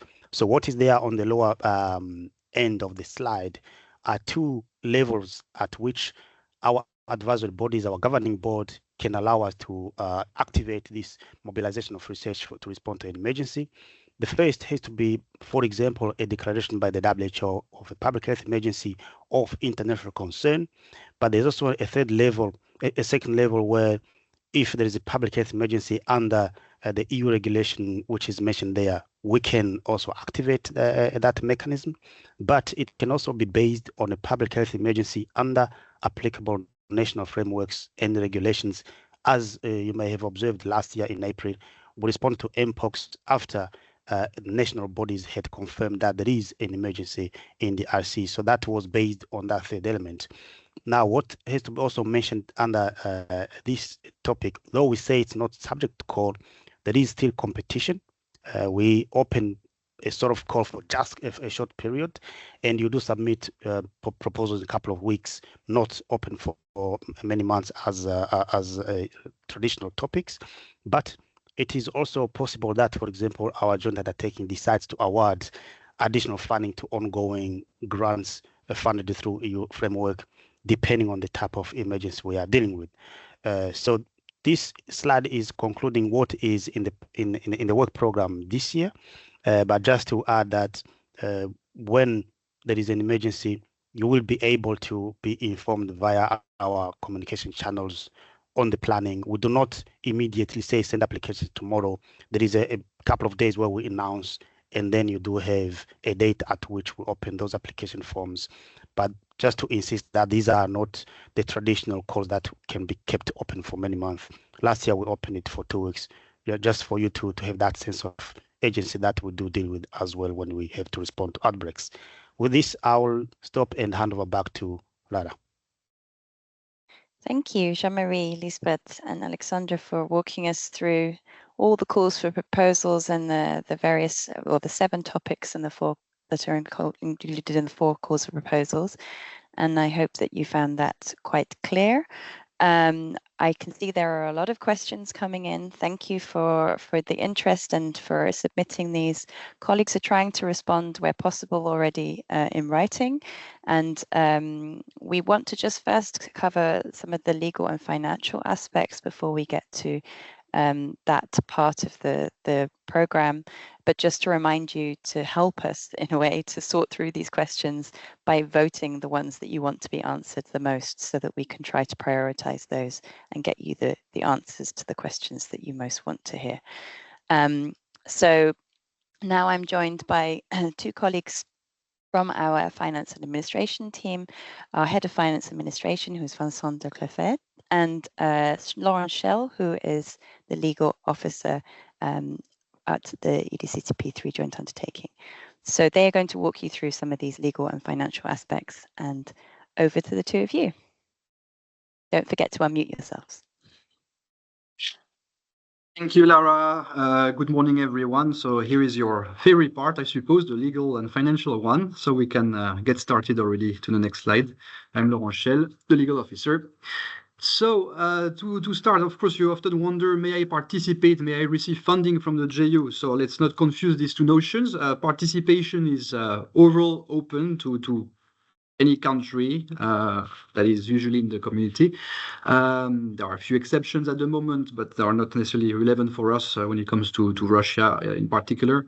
But when it comes to funding, there are a few restrictions. And in this case, in the case of our JU, it is in principle restricted to entities that are established in EU member states or associated countries to Horizon Europe, and countries that are members of the EDCTP association. In some very specific cases, this is something that has not occurred yet, we may identify countries in a specific call, but this is not the case for the 25 work program. And there are also, in some cases, entities that are considered essential by the granting authority, and usually this is an assessment that is made based on the experts' recommendations in the evaluation. In such cases, you may have an organization based in a country where they are usually not eligible for funding that could end up being in a specific project eligible for funding. And this may also be true for international organizations that are usually not eligible for funding. So just to flag that this may happen, but of course you cannot foresee it when you submit a proposal.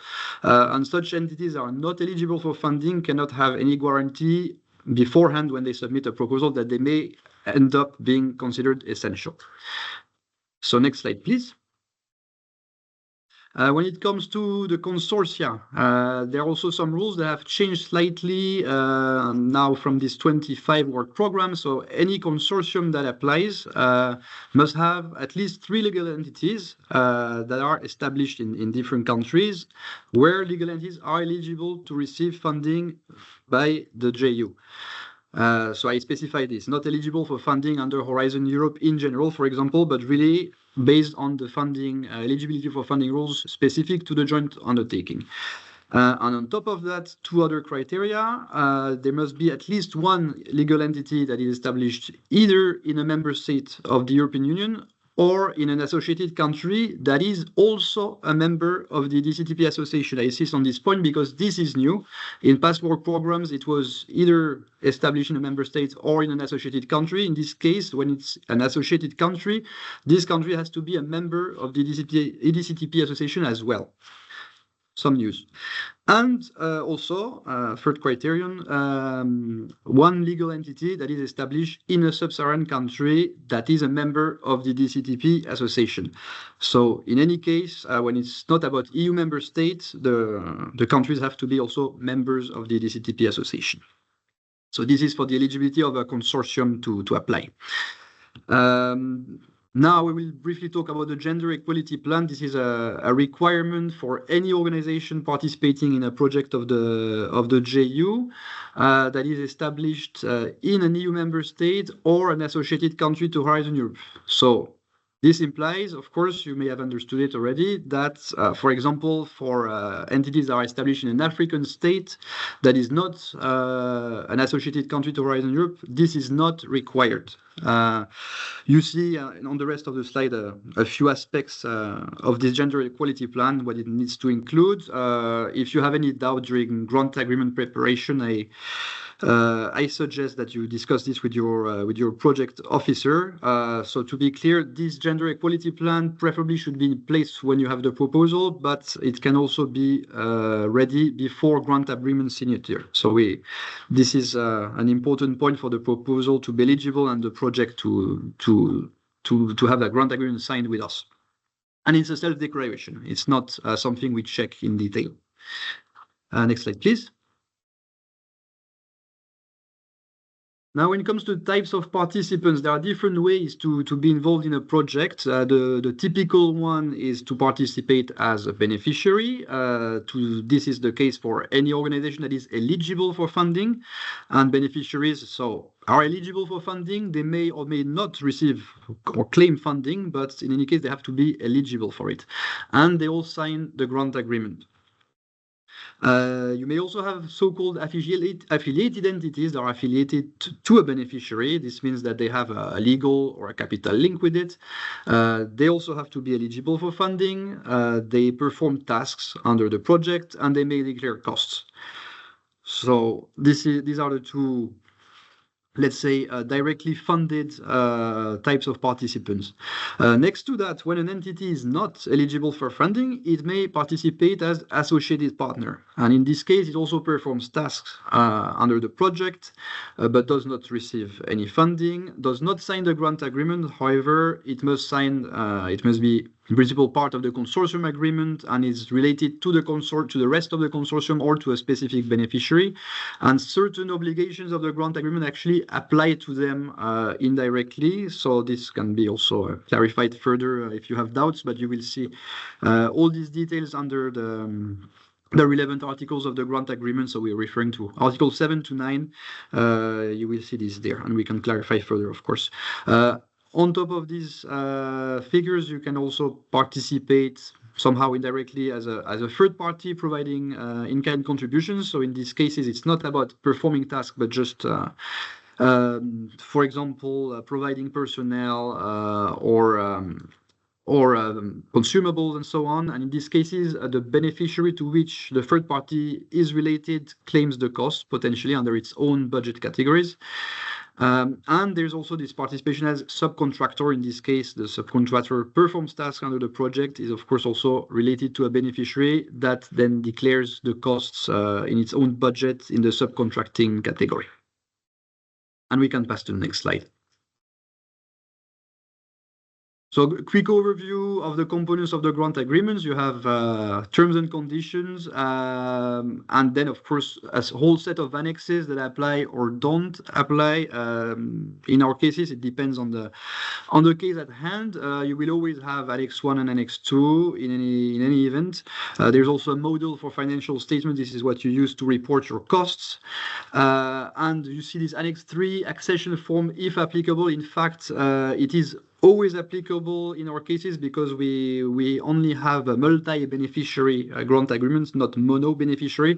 So all beneficiaries that are not the coordinator have to sign their accession form within 30 days after after the grant agreement has been signed by the joint undertaking.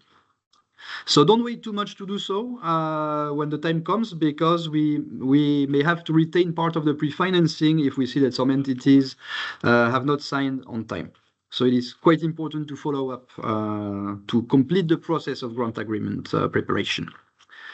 Next slide, please. Now, a few words about project implementation, so that you have a bit of an idea of how the project lives and what are the different steps in the lifetime of the project. We can already pass to the next slide. Yes, so deliverables and milestones. I mean, this is what you submit in terms of continuous reporting. Here we're referring to Article 21.1 of the Model Grant Agreement. So on top of your reporting that comes at the end of each reporting period and then at the end of the project, you also have to submit deliverables and report on milestones in your project. This is something you do in the system. And also that's what we call continuous reporting, because there may be due dates at any moment to be discussed with your project officer, but there are typical durations for some of them that you will see and you can discuss during grant agreement preparation. Next slide, please. Now the reporting in general, so we saw continuous reporting. There's also the periodic reporting. So you have certain number of reporting periods in your projects. Most of the cases you have 2, 3, 4. And then at the end of each reporting period, you have to submit a periodic report. And this is what will, of course, trigger when it will be approved and the costs will be approved, the payment of the interim payments. And of course, at the end of the grant agreement, you also have a final report, which will be, if all goes well, accompanied by a final payment.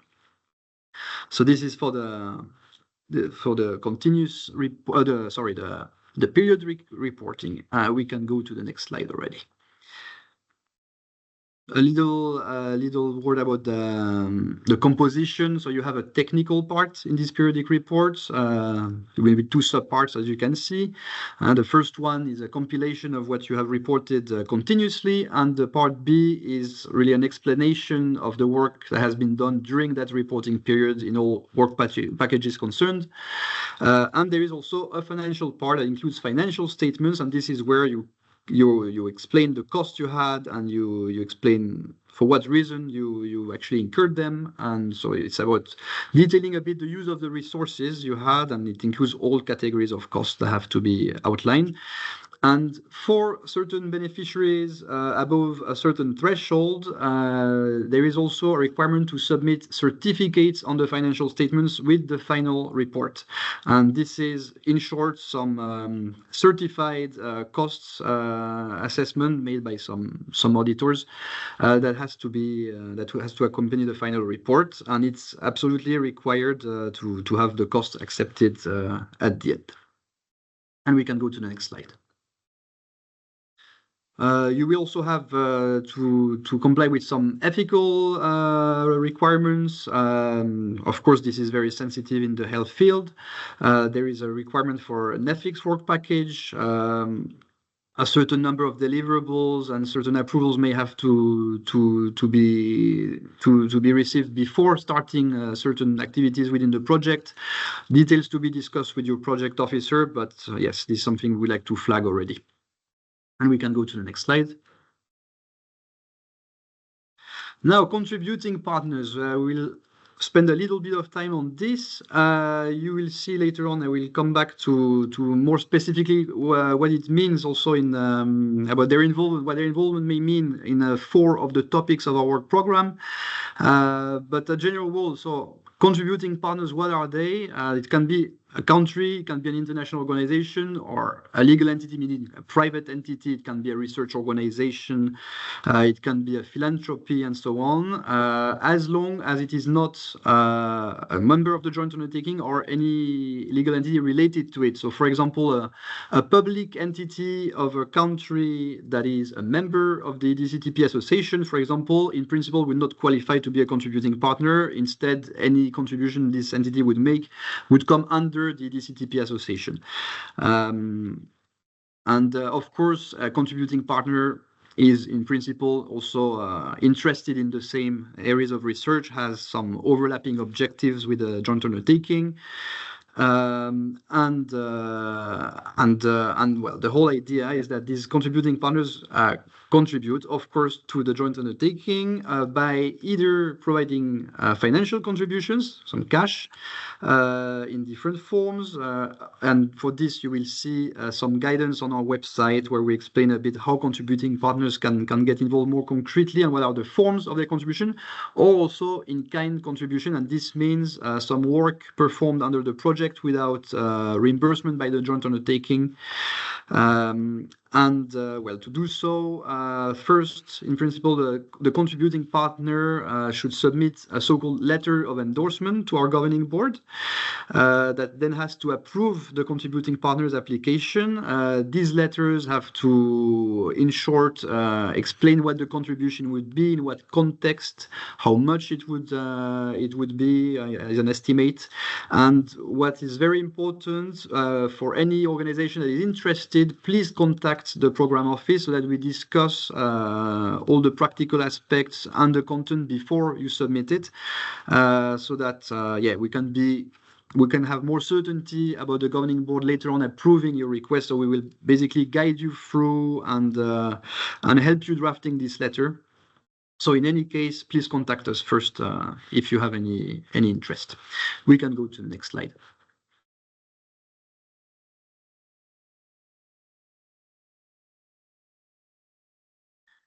Yeah, like I said, submitting an endorsement letter, this is necessary. There will be an assessment by the board, but beforehand, as I said, yes, informal discussion. So I think I anticipated on this slide already. We can pass to the next one. I also anticipated on this one pretty much. And so financial contribution, I will just give one aspect, one few specific about that. We now clearly accept that financial contributions are provided either to the joint undertaking. So this means typically that you would provide cash contribution at the level of a certain topic or several topics. And then the JU will pay the beneficiaries later on. There is another form to do it, is that the contributing partner pays the grantees directly. So in this case, we will account in a different way for your contribution. But I will pass you the details, and I will avoid entering into technical aspects here because we're a bit short of time. But again, we have this guidance document on our website that I think would be already very helpful. And any clarification later on can be done by the JU or through our Q&A. So you're welcome to ask questions about that. And we can go to the next slide. So now you noticed that there are 4 topics in our work program that are called Global Collaborative Actions.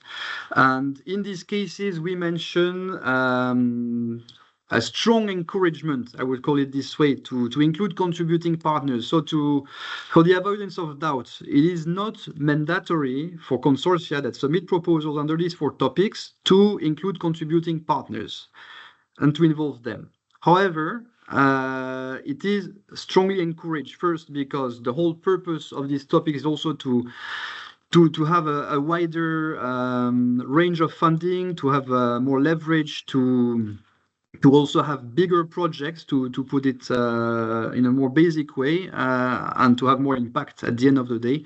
So this is why we're doing so. And the involvement and the level of involvement of potential contributing partners in this consortia, and the level of the funding they can provide or in-kind contributions,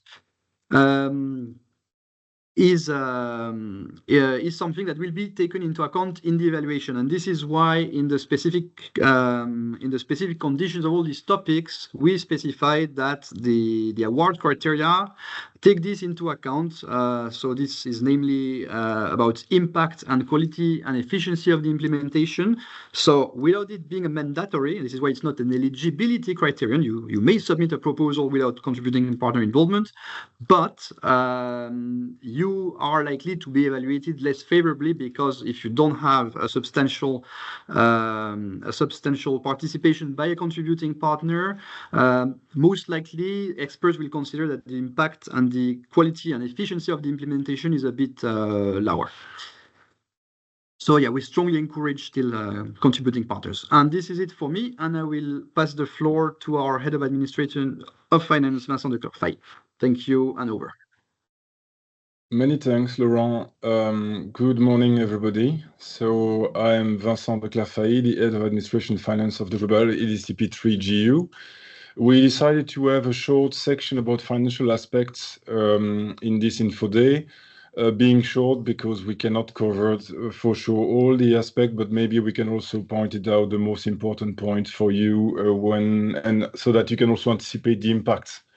If your proposal is selected for funding and for a point of attention for audits or implementation of projects. Two comments before I start. We can go much more into the details in 2 occasions in the scope of the joint undertaking management. First of all, we have, in collaboration with the EDCTP Association, there is a grant agreement that has been signed for Africa office. And in this context, financial and project management trainings are organized, mainly organized locally in Africa by region and also online sometimes. And these trainings are organized for those beneficiaries involved in grant agreements signed by the joint undertaking. And there you have a wide range of information, very much into the details. So that's quite important. And the second part is that the GU will also organize an annual information day dedicated to financial aspects, so that you can be reassured that we will continue the follow-up about financial aspects in long term. Next slide, please. So what is important about the financial aspects are understanding the nature of costs, understanding the financial reporting, the timeline. Laurent already explained that, and understanding the importance for ex post audit. Next slide. Laurent also explained the different annexes of the grant agreement. So here it's about the Annex 2. When the budget of the proposal is prepared, it should be done in accordance with the structure with the different cost categories that I'm about now to detail a bit further. Next slide. So into these cost categories, we have two main distinctions, the direct cost and the indirect cost. The direct costs are those specific which are linked to the performance of the actions. And in this regard, the beneficiaries must be able to show, record, and supporting evidence of it. Ex ante, when you are preparing your reporting and the submission of the cost to the GU, and then ex post when there is an audit organized. The second category, main category of cost, are indirect costs that are usually a flat rate calculated on 25%. Next slide, please.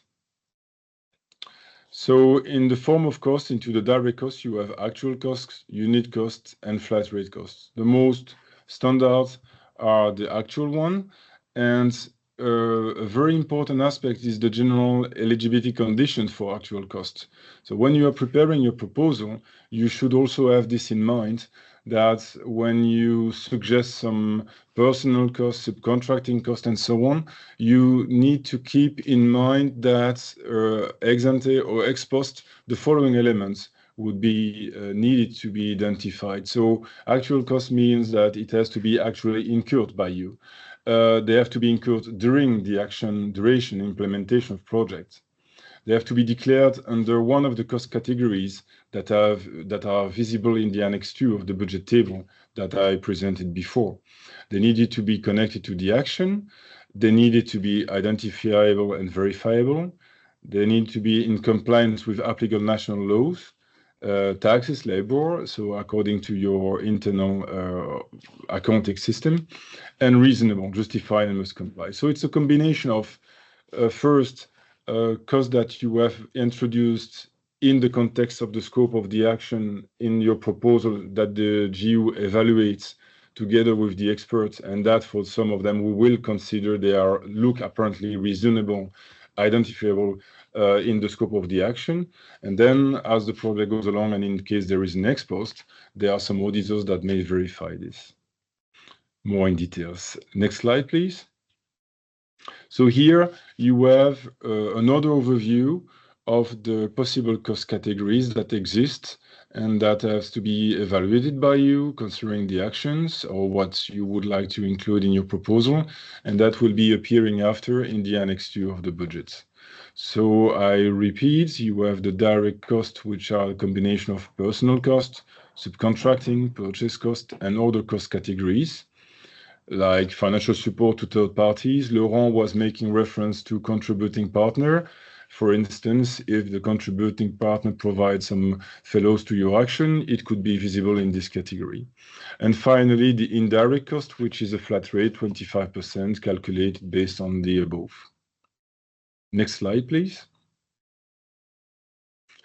So about the financial reporting, Laurent has already explained, but what is important is the timing. So once the proposal is submitted, you need to, is prepared, you need to consider that the timing is important for you as well, and at what moment you are expecting to deliver the activities and get the cash.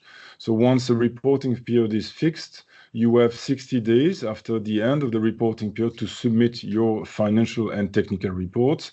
And then the GU has 90 days to make, after the 60 days, after you have submitted, the GU has 90 days in total to evaluate, assess, and pay. And in case there are some questions, we may suspend, ask you complementary questions, and ask you to update to be more clear in the user resource in the technical report you have submitted. So technically speaking, all beneficiaries of a grant receive notification.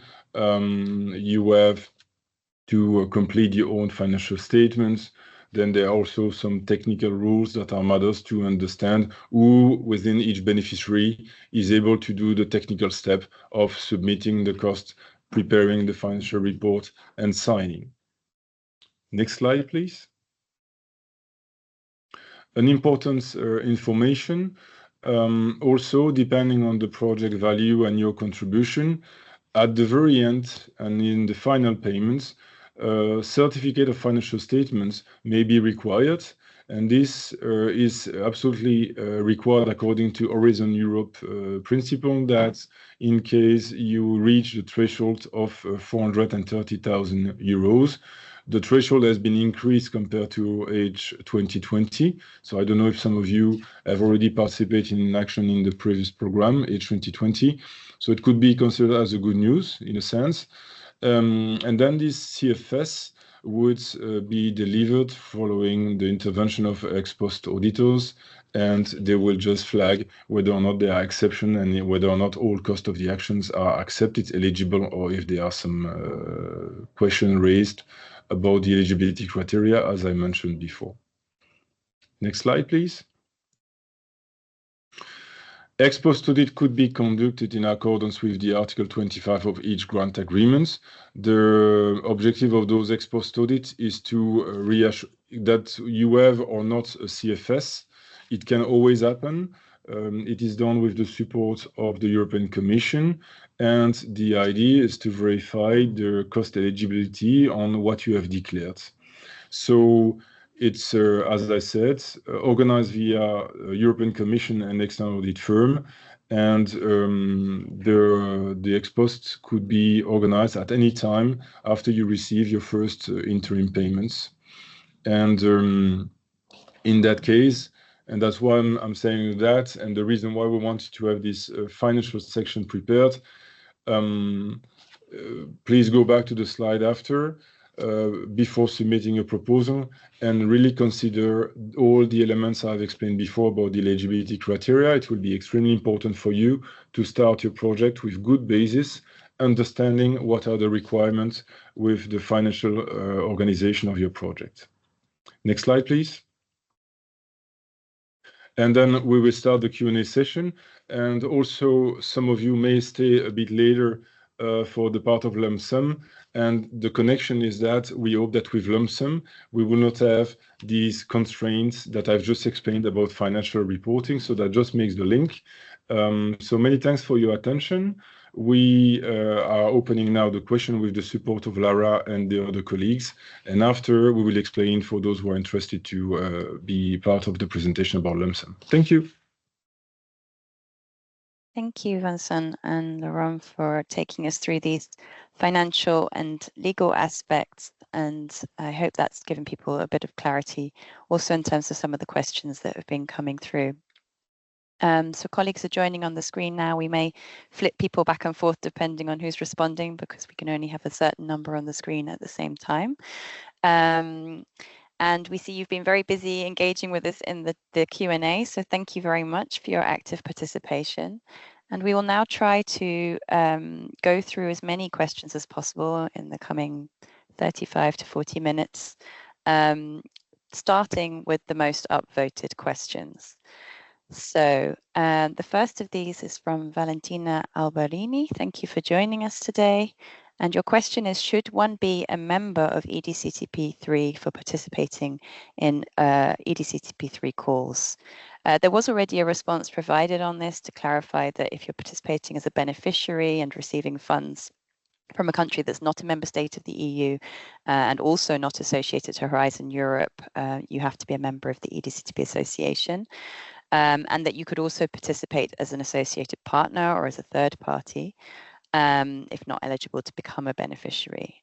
But I see that there's a follow-up question on this from Mehul Dorda, apologies if I pronounced that wrong, asking if any legal entity, for example, a non-governmental institution from an EDCTP member country eligible for funding as a lead applicant can apply.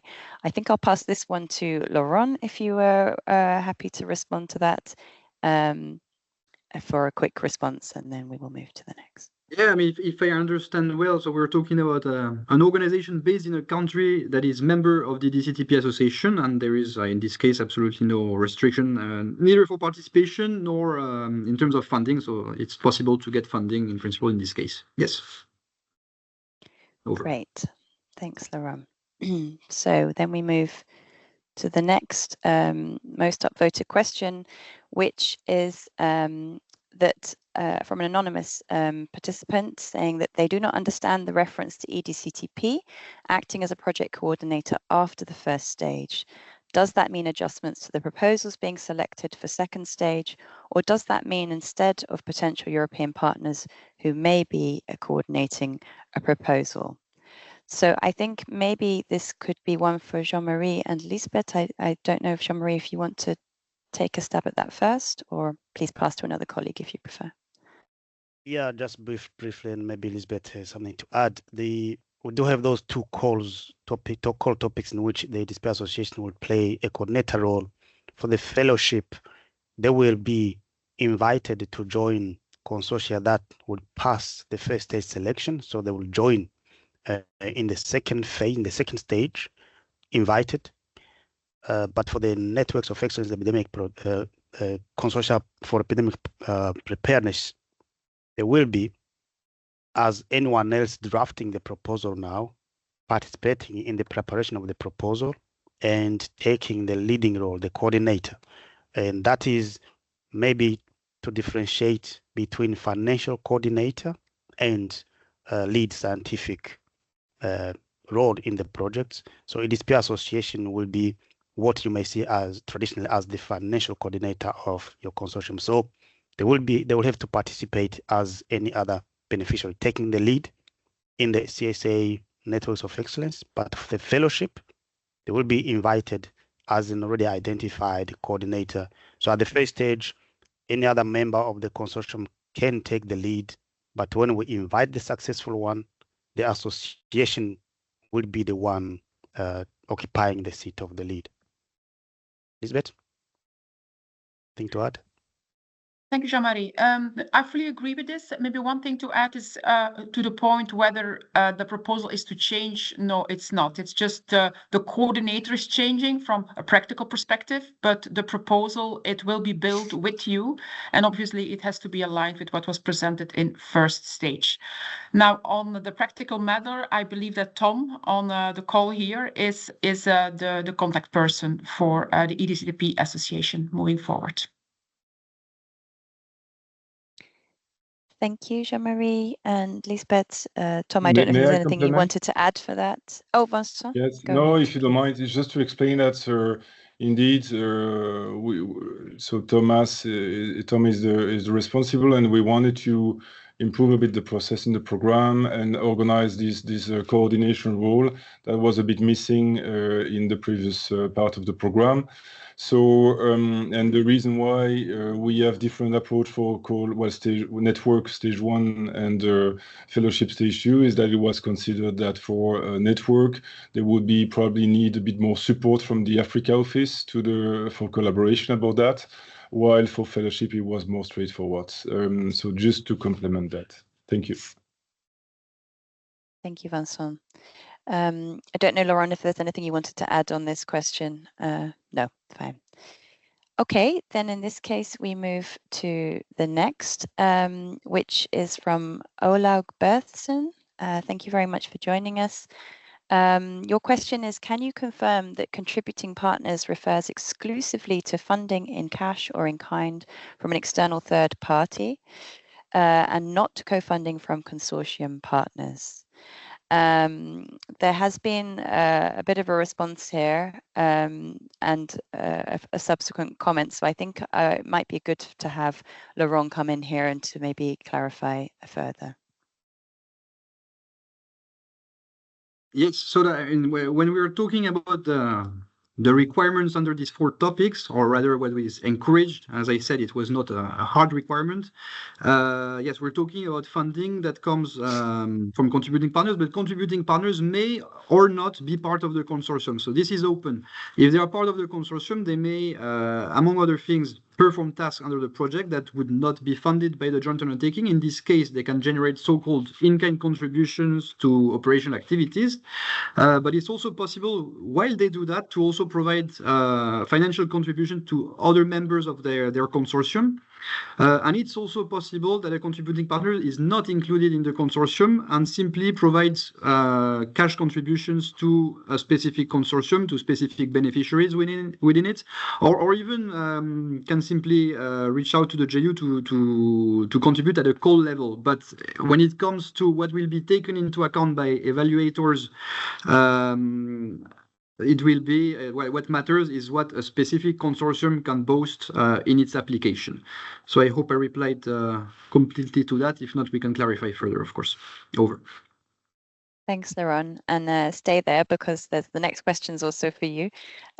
This is from an anonymous participant, and it is asking to explain a bit more about the contributing partner under discussion. I think this refers to the fellowship call, perhaps, where we have this mentioned. And the question is, does this mean that the consortium just identifies an additional or in-kind contribution to their own proposal, or that the value of the contract might increase depending on EDCTP bringing in an additional partner? Okay, that's a good question. No, it's rather the earlier choice. Here, it's really in all these 4 topics. It's really about the consortia themselves finding potential contributing partners. So we should not start with the assumption that the joint undertaking will provide you or will link you to some organization. It's really up to you to chase them somehow and then discuss with them how they can contribute to your proposal and your project in cash, in kind, and then include that in your proposal and if possible already as much as possible already at first stage, because at first stage you will also be assessed. So yes, and of course the details, especially budgetary details, will come mostly at second stage. So it is really somehow on the consortia to come up with organizations, to team up with them. Over. Thank you, Laurent. The next question is from Zakia Salot. And the question is around the duration of projects. So the question is, how long approximately in years would the funding be provided for? 4 to 5 years, asking because we can use that as a baseline, keeping in mind when writing the proposal, the scope of the work and the budget accordingly. So our colleague Sylvia has clarified that it cannot be extended beyond our current program, but I turn maybe to Lisbeth to see if you want to add to this in particular.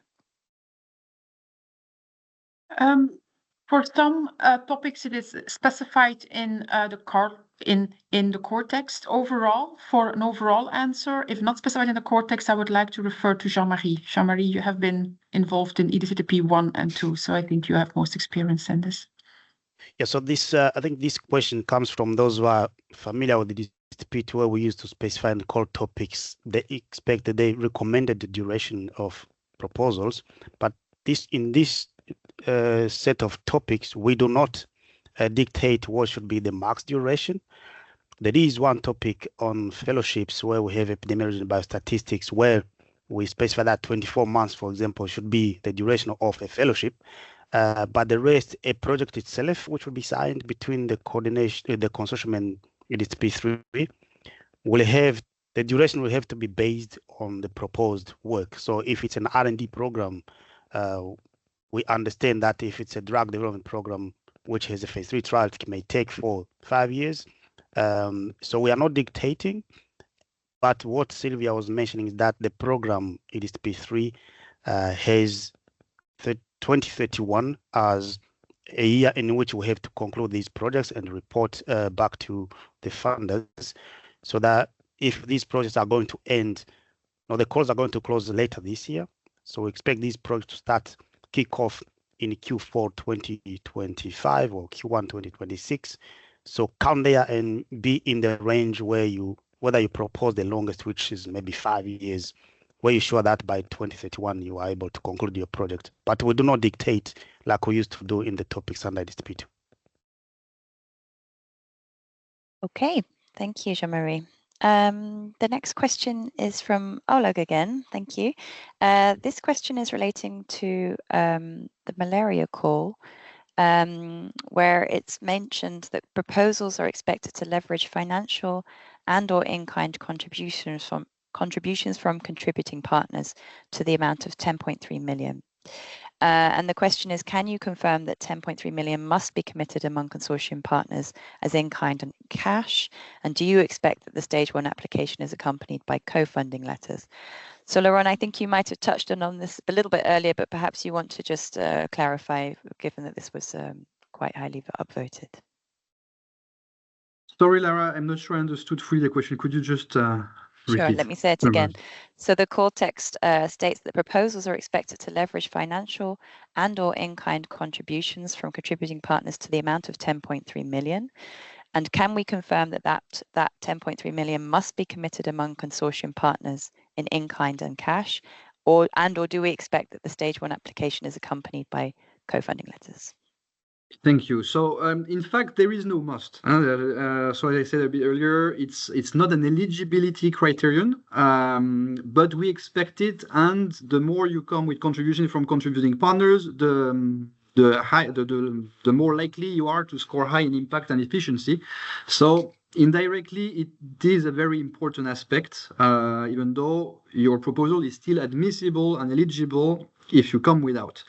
The earlier you can clarify what contributions you receive, the better it is for you, because already at the first stage level, you will be evaluated, and this would be taken into account. So to pass to the second stage, you clearly have an interest to already include these contributions, at least to describe the activities that would be funded. And then this has to be more specific if you pass to the second stage, and you need to outline it a bit more clearly, and including the budget in the second stage. Now, when it comes to the amounts, they are indicative, just like the amounts of the estimates of the JU contribution are also indicative. So this is to give you an idea, but as we specify in the topic conditions, proposals that submit other budgets are also accepted. So yes, it is open, and at the same time we give certain indications to you. And again, it is really a question of being considered as having high impact or high efficiency. So we take this into account in the award criteria, the level of contribution you can show, but it's not a must. Over. Thank you. Yeah, thank you, Laurent. Yeah. If I can add on this, just to complement this information, indeed, the activities, it's better to include them to highly score. Now, the letter itself from the contributing partner, we do not expect a signed letter or a support letter in stage 1. It is not mandatory. It is mandatory for stage 2. So for stage 2, we need the endorsement letter of the contributing party well in advance of the deadline. Thanks for that additional clarification. Yeah. So just a reminder to our participants to keep upvoting the questions you want most answered, because there's still quite a lot of questions, and we only have a short while longer to respond to some of these. Zakia Salot has asked what the requirements for the principal investigator for the Transformative Innovations in Global Health topic call are, and can an early career researcher be a PI and a senior scientist to be a co-PI, for example, if the PI has a computational background while the senior scientist has the domain expertise, as for the case of HIV. So Jean-Marie, did you want to take this one? Yeah, I think I can take that. So when we talk about the scientific lead of the project or the coordinator, it is an institution. And we do look at the teams, of course, in those institutions. And when a project is being assessed, our experts look at the teams that will be running the project, the qualifications. But to that particular question, a scientist who is in his or her own right qualified to do research can take the position of PI. And normally that is something which is discussed within then that applying institution. And we do not, in fact, we encourage young upcoming scientists also to take that role of PI. The age, for example, or the seniority is not necessarily a criteria for the group to agree on who's a PI. It's based on expertise. And yes, if you are a scientist younger than your maybe your former mentor, you can be the PI and he can or she can be the co-PI. But it's an internal discussion that is to take place when they sit together and write and submit a proposal. Thanks, Jean-Marie. You might want to take this next one as well. This is from Annette Mahon. Hi, Annette. Nice that you could join us. Thanks for your question, which is to ask for an explanation of what is meant by EDCTP association as project coordinator from the first stage proposal. Do you mean one of the association countries must coordinate or the actual association? She's referring here to the call on regional networks of excellence. Yeah, hi, Annette. Yeah, actually, this one will be coming a lot. What we meant is the EDCTP association, which has an office in The Hague in Cape Town, will play a role of coordinator of the project for those particular proposal coming to the call on regional networks of excellence in the first stage. So they will be together in a consortium that you may be putting together, taking the leading role. It's not referring to country members, but the legal entity, the association, which is registered in the Netherlands. Yeah, and I don't know, Tom, if there's anything you want to add on that, but otherwise we'll move to the next. Yeah. No, actually, just to support what Jean-Marie has said. So when we talk about the association, as I presented, it's this club of 40 countries or so, which the secretariat is us in Cape Town and in The Hague. And as my colleagues earlier presented, I'm happy to get any queries from the audience because I'll be the channel of this kind of inquiries into the association. Just to say that we are also preparing to publicize this kind of guidance on the EDCTP2 website so that people who are asking such type of questions don't have to struggle who to contact and how to get a hold of us. Thanks, Tom. Okay, the next question is from an anonymous participant asking if we could explain better what the roles of the contributing partners are in the proposals applying for the coordination and support action. So I don't know, Laurent, or maybe you want to take this one, or Jean-Marie. Yeah, Laurent. Maybe start and Jean-Marie may complete, of course, if he wants to add. Their role depends. I mean, it may be part of the consortium, as said. So in this case, it's a beneficiary like any other. Well, like any other, no. It is a beneficiary that works under the project like any other, but does not receive funding by the joint undertaking or only partial funding. And the part of the work, the costs that are done under the project, I mean, costs incurred under the project that are not reimbursed by the GU may constitute some in-kind contribution. So that's a way to have it. And this contributing partner may also, optionally, in addition, provide financial contributions to other members of this same consortium. Next to that, you have this option of contributing partners that are not part of the consortium and only provide financial contributions to that consortium. So they don't sign the grant agreement. However, of course, they would sign a letter of endorsement and submit it to the governing board, and they provide funding to members of the consortium. And then, of course, technical details. This is something we will clarify at a later stage when it gets concrete, or you can find also information in these guidelines we have on our website. And I repeat, you can really find a lot of information there that can help you understand a bit better how it works concretely. Over. And maybe Jean-Marie wants to complete. Yeah, just one piece of information to add is that those two topics where we mentioned that there is a contributing partner who may come, that discussions are ongoing. There is possibility that something changes, slight modification, for example, in the scope, depending on how those partners want to work with us. And if such a change happens, it won't be a lot, but we'll communicate to the applicants because it may shape the type of proposal we are writing. So contributing partnerships could involve some modifications in the, for example, scope of a topic. Great, thank you, Jean-Marie and Laurent. Our next question is also from an anonymous participant asking about how, well, claiming that it's not so clear how applicants are supposed to get in touch with the EDCTP Association. Tom may have now already clarified this, but we will just read this anyway. Is it done automatically once we submit the application, or are there other ways? Because the calls proposals do not make this clear. Of course, the application itself, as Sylvia, my colleague, has responded, have to be submitted through the Funding and Tenders portal. But in terms of how to contact the association, well, Tom, I don't know if there's anything you want to add here, but yeah, maybe you want to just say a quick word. No, thanks again. I think that is really a very important step that I mentioned. We will very soon clarify on how to contact the association, but the shortest way would be to contact the Africa office through myself. Once you do that, you are already in the association, and then we'll take your query forward from there. But more information will come out very early this week or next week on our website on the steps to be taken. Thanks, Tom. The next question is also from an anonymous participant. Who are the stakeholders that you're expecting will apply to the CSA calls?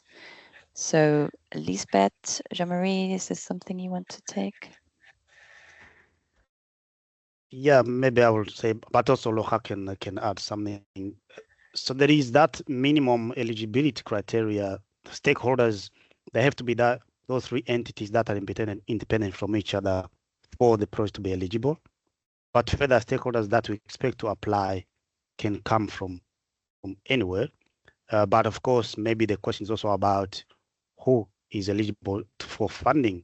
If you bring a partner, for example, from Mexico, they may be co-implementing the project, but they will not be receiving funding. So you have to look at what we classify as countries that are automatically eligible for funding. So the first layer is eligibility, and then those that are eligible to receive funding, and everyone else who can participate without receiving funding unless on an exceptional basis they can be given funding. Loha, Lisbeth? It was complete for me, Jean-Marie. Thank you. Nothing to add. Okay. Great. Thanks. So the next question is asking about the requirements for the scientific leader in the fellowship two-stage call. So, Jean-Marie, did you want to take this one? What is the full question? I'm trying to That's see the how full it's question. So okay. What are so the requirements for the scientific leader? Yeah, in the fellowship call. Okay, so the fellowship call will be following again those requirements of a minimum of institutions and countries that can participate. But the coordination, we used to talk about that scientific coordination versus financial coordination. It will still be the same if a consortium thinks that maybe they'd like to give the scientific leadership to a country in sub-Saharan Africa that is not eligible to coordinate. Actually, let me just rephrase this particular topic on fellowships. The association will be financial coordinator. So any other member that is maybe based in sub-Saharan Africa who will be leading the recruitment of fellows or maybe supporting the training programs, they can take the function of scientific project leader. But here it's already clear that whilst in the past we're talking about countries that cannot do the financial coordination, maybe we'll propose scientific leaders. In this case, it's already established that the association will be financial coordinator. So any other member in the consortium can take the role of scientific leader, and it's up to the members to agree to propose. Normally, those who take the lead in writing the proposals are the ones coordinating scientifically the project. Thank you, Jean-Marie. I think that's probably responded to that one. The next one is on the number of proposals to be submitted per applicant and whether this is limited. Can an applicant submit more than one proposal?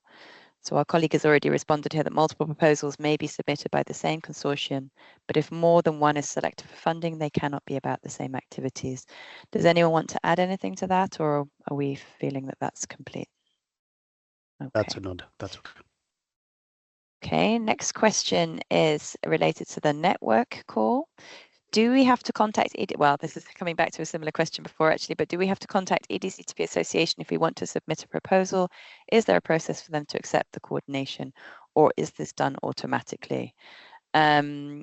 So I don't know if there's anything additional you want to add here, Tom. I think we've pretty much covered this now. In case the anonymous participant doesn't feel that's responded to, please just let us know in the the Q&A.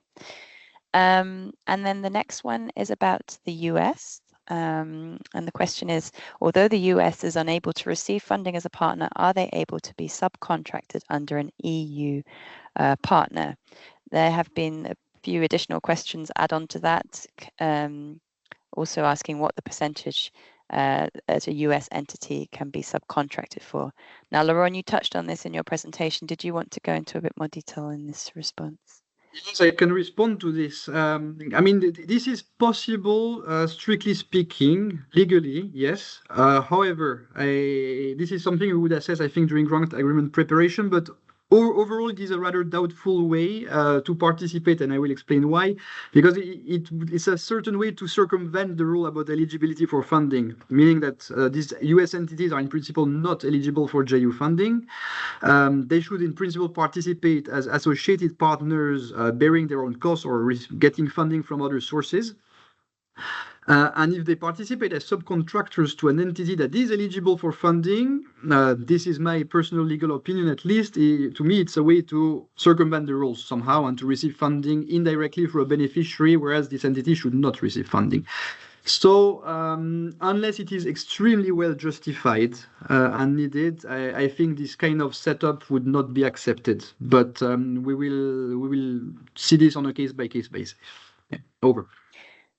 Thanks, Laurent. And just an add-on question to that in that Q&A is whether there's whether you can point our participants to a particular document or web page where they can find more information about this.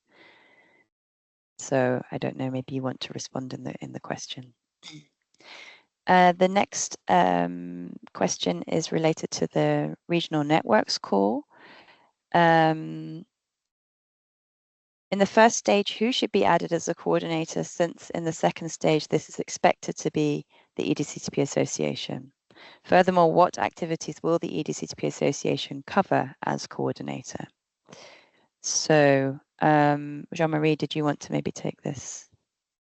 Yeah, quickly again. I think in that networks call, as we mentioned, the association will be already coordinator the first stage.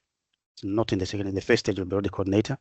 And the type of activities they will cover, simply put, there will be the financial coordinator. They will have also the mandate to act on behalf of other beneficiaries, playing the liaison role between the consortium and the funder. So they will be leading the consortium basically as a financial coordinator, but not as scientific leader.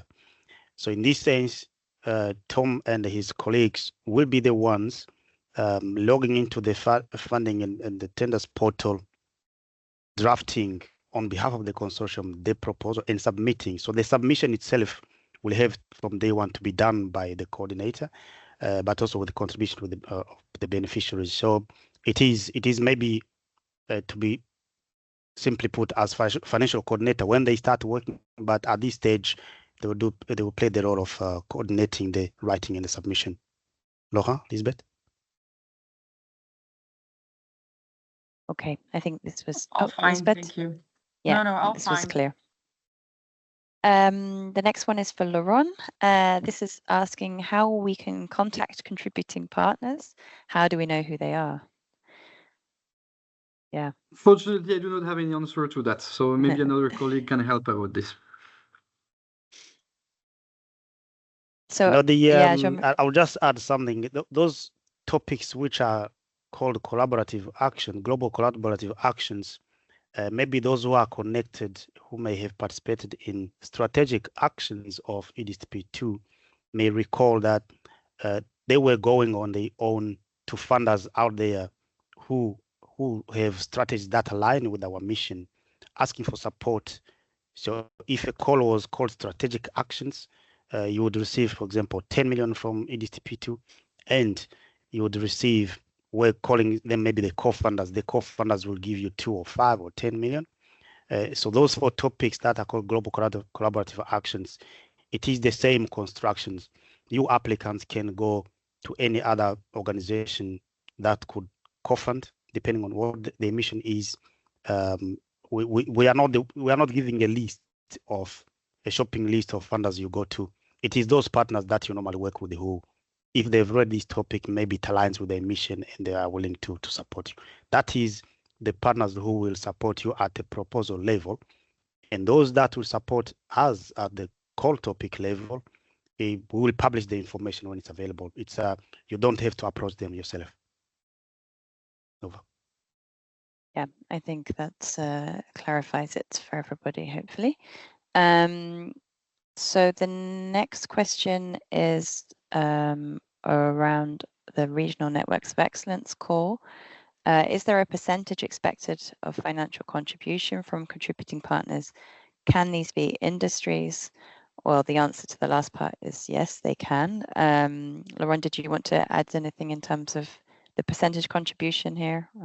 I think you already clarified this a bit earlier. Yeah, yes, I think so indeed. But as said, there is no must to have contributing partners, but the higher you have contributions from contributing partner, the higher you are likely to score well in impact and efficiency. So it's all about how competitive you want your proposal to be. And the more you have this kind of involvement, the more the better you will look to the evaluators on these 2 points of the award criteria. Over. Okay, thank you. Let's see, the next is related to the regional networks. I'm just reading the question. Okay, so the question is, all proposals submitted under this topic, sorry, this is from Julia Vecchia, thank you for the question. All proposals submitted under this topic must include the EDCTP Association as a coordinator already at the first stage of the proposal submission, while on the participant portal, it is stated all proposals submitted under this topic must include the EDCTP Association as a coordinator at the second stage of proposal submission. These are obviously contradictory statements, so they're just asking for clarification on which is the correct one. Not sure whether this is an error. Maybe Jean-Marie or Lisbeth can just clarify if you know on the top of your heads, and otherwise we will come back to it. Yeah. Sorry to hear this. I can confirm that the networks, it is the project coordinator is the association as of the first stage of the proposal, and I will take it as an action to check and correct as needed. Thanks. Then we have a question again on the networks of excellence and epidemic preparedness, asking whether it is limited only to networks funded by EDCTP2. That's the first part of the question. And then, are the networks funded by EDCTP2 eligible to apply to the networks of excellence and epidemic preparedness call? So, Jean-Marie, maybe you want to take that. Yeah, just quickly on the first part, this call is not intended to reconduct or to repeat the former networks of excellence. It's a new topic, which in fact encompasses what the regional networks of excellence were doing, plus what the consortia for epidemic preparedness were doing. That in itself has expanded the mission, the scope, the remit of these future networks.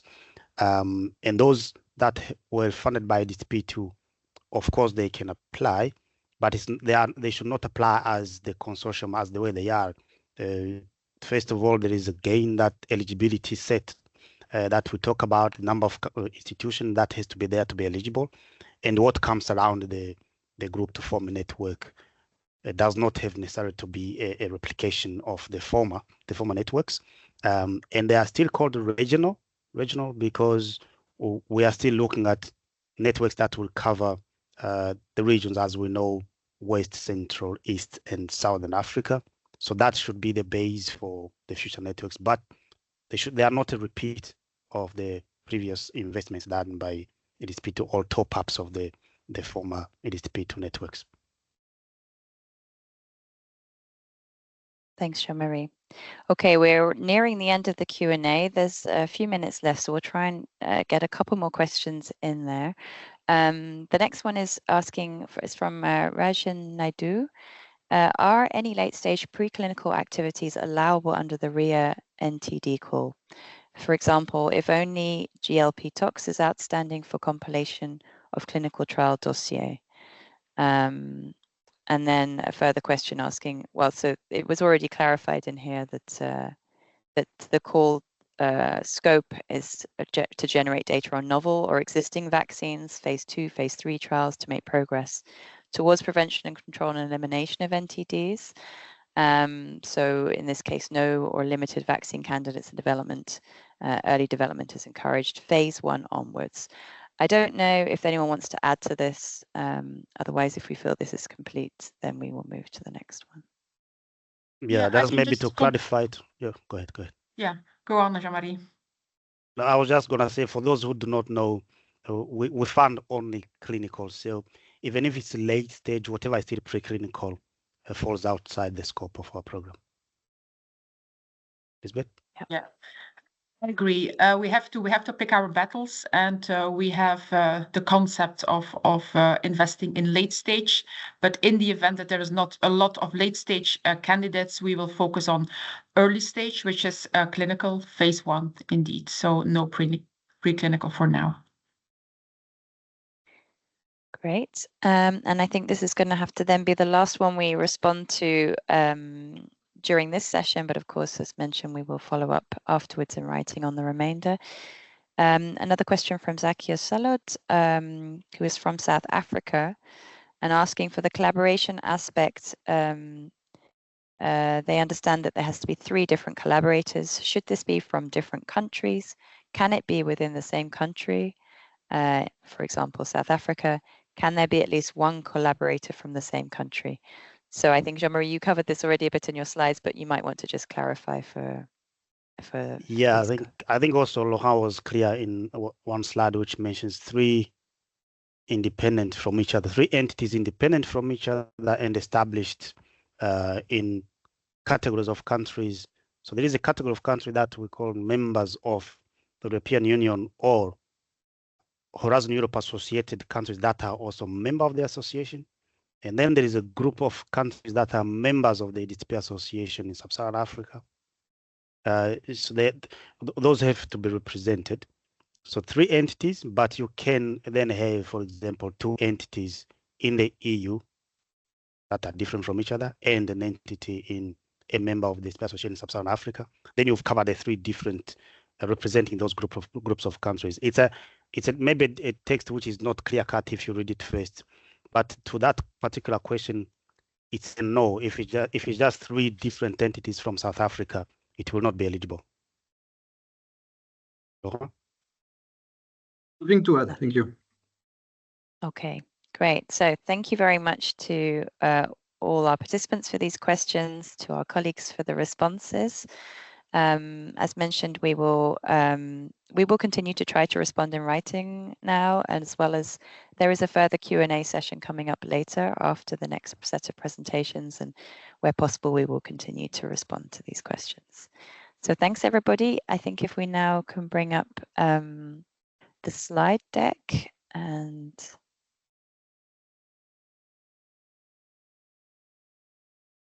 yes, and so now we just wanted to take the opportunity to, well, because we know this last part of the event may not be applicable for everybody that's planning to apply to our calls, we just wanted to share a tiny bit of information with you all before maybe some people leave us. And this is to let you know that there are some other info days coming up, some national info days or language-specific info days. On the 25th of February, we have a French language info day being hosted by the French Ministry of Higher Education and Research. Registration is already open and you can find the link here. The slides will be shared on the website later. On the 27th of February, there will be a Portuguese language info day. These are all online, hosted by the Portuguese Agency for Clinical Research and Biomedical Innovation, and there will soon be an event page and registration available. And colleagues from the Spanish Foundation for Science and Technology are also preparing a Spanish language info day. The date and time are yet to be confirmed, but provisionally set for the 27th of February, and more information will be available. Presentations and recordings will also be made available on all of these info days on our website.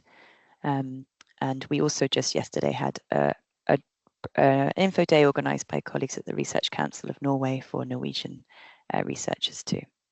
And the recording for that will also be made available. So the next slide is just to bring you up to speed in case you're not aware. EDCTP has a biannual forum that we organise that alternates between Europe and Africa.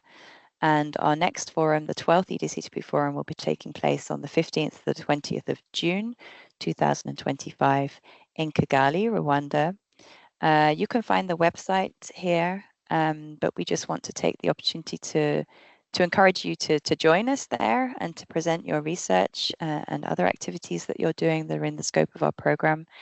There is currently a call for abstracts and a call for scientific symposia open with a deadline of the 23rd of February. So please do take a look at that and submit your applications.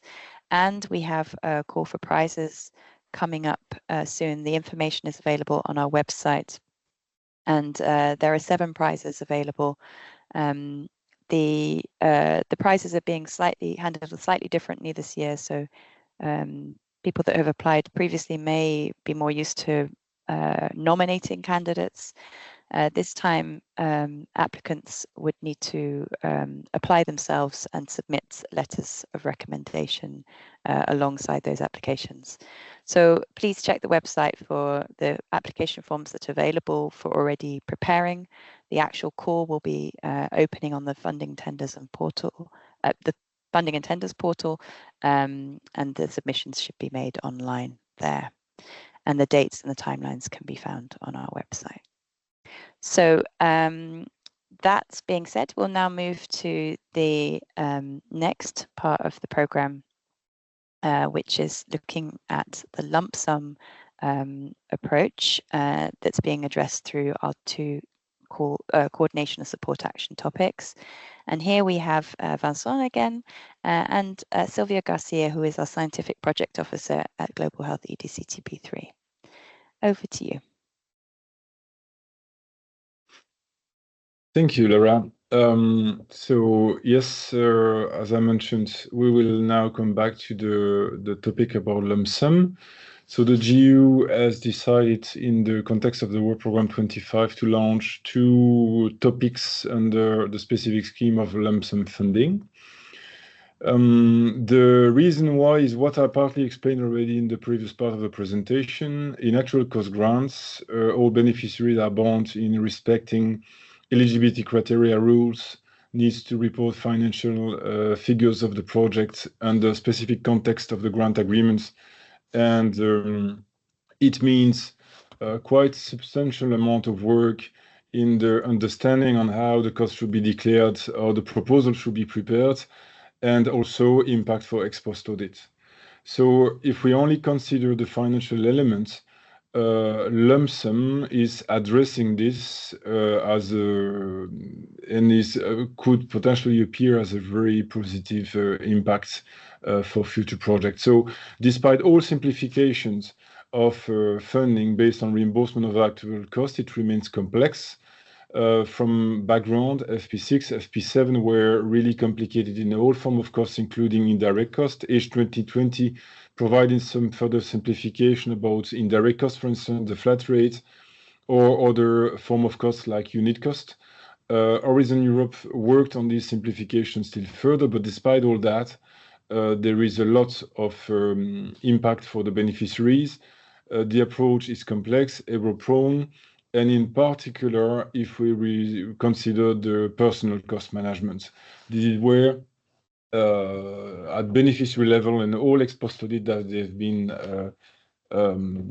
organized in the past by European Commission, in particular under H2020, that personal cost remains a major issue, and it could have drastic consequences for all beneficiaries, because if you have an ex post confirming that you didn't declare the personal cost in accordance with the eligibility criteria, some of the costs may be rejected, and it can have very important consequences for you. So for that reason, lump sum was considered for us because it removes the obligation to report on actual cost and resources.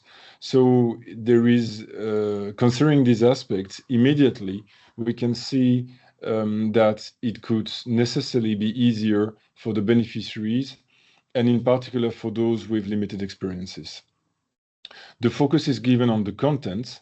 They are less focused on financial management and much more on this, well, much more, it depends, but I consider that for the GU, anyway, we will give the focus on the technical part.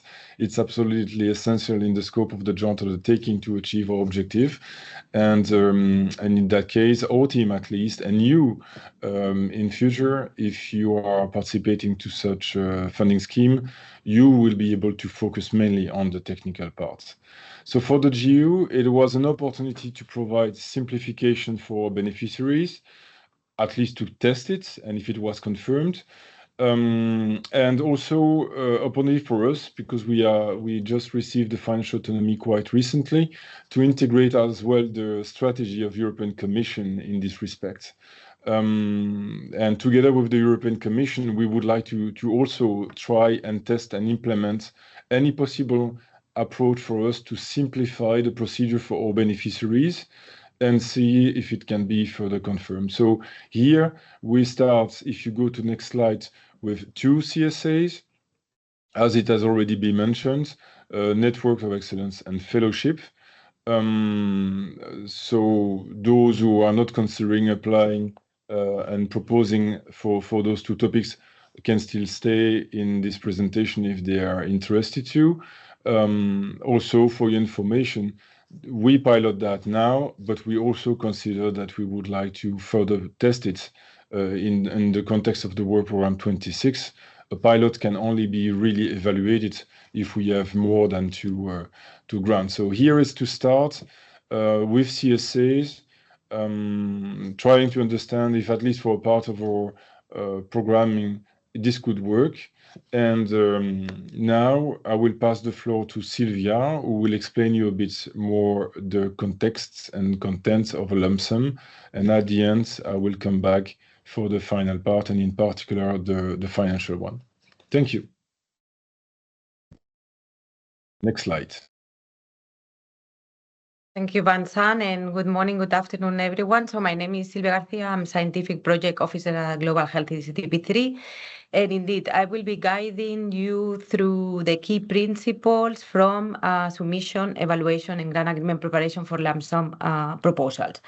So overall, they follow the standard approach, very similar to the actual cost grants. So they are funded through evaluation criteria, including pre-financing and payment scheme, and having reporting periods and technical reporting, but focusing on completion of work packages. So overall, the technical part is the same as the actual cost grants, but there are few aspects for the Lum-sum that I will be guiding through today. So one of them is the Lum-sum share is fixed in the grant agreement for each work package, and the payment is against work package completion. So that means that the payment depends on the completion of activities associated to this work package, such as deliverables, milestones, or any other essential task that they are included on the work package. So this Lum-sum pilot that we are initiating on the 2 coordinated and supported activities, for those ones, there is no intention or no basis for judging the performance of these Lum-sum grants more strictly than the performance of the actual cost grants that we have already in our program. And as Vincent mentioned, the aim is to simplify the process because the Lum-sum model removes the obligation of reporting the actual cost and resources. So, and as similar as the actual cost grants, there is the possibility of having amendments of the work package due to new scientific developments and so on and so forth. Next slide, please. So currently there are 2 Lum-sum options. There is the type 1, that is the model where the budget is fixed at the level of the work program, at the level of the call for proposal. And I would like to highlight that this is not applicable for our work program 2025 on these 2 CSAs. And then we have the type 2, where you as an applicant define or fix the budget at your proposal, and this would be evaluated and may be awarded. So this will be the type 2 will be the model for the 2 CSA, so the coordinated and support activities for the work program 2025 on EDCTP3 that Vincent just mentioned before. Next slide, please.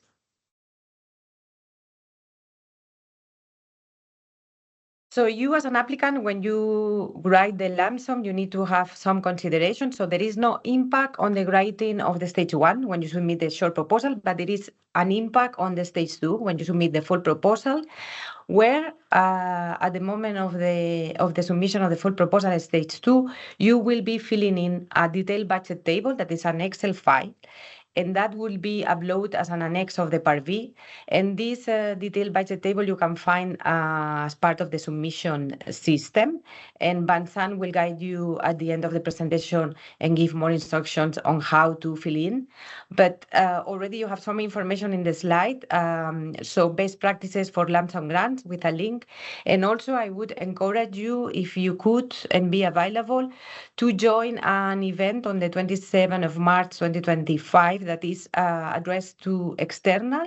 So this is conducted by RTD colleagues, and it's very useful on future applicants on how the Lum-sum scheme works and how to write a proposal.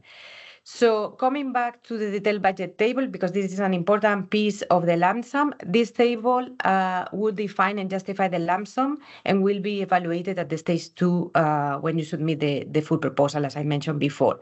So in this table, you need to provide cost estimations per category, per beneficiary and work package.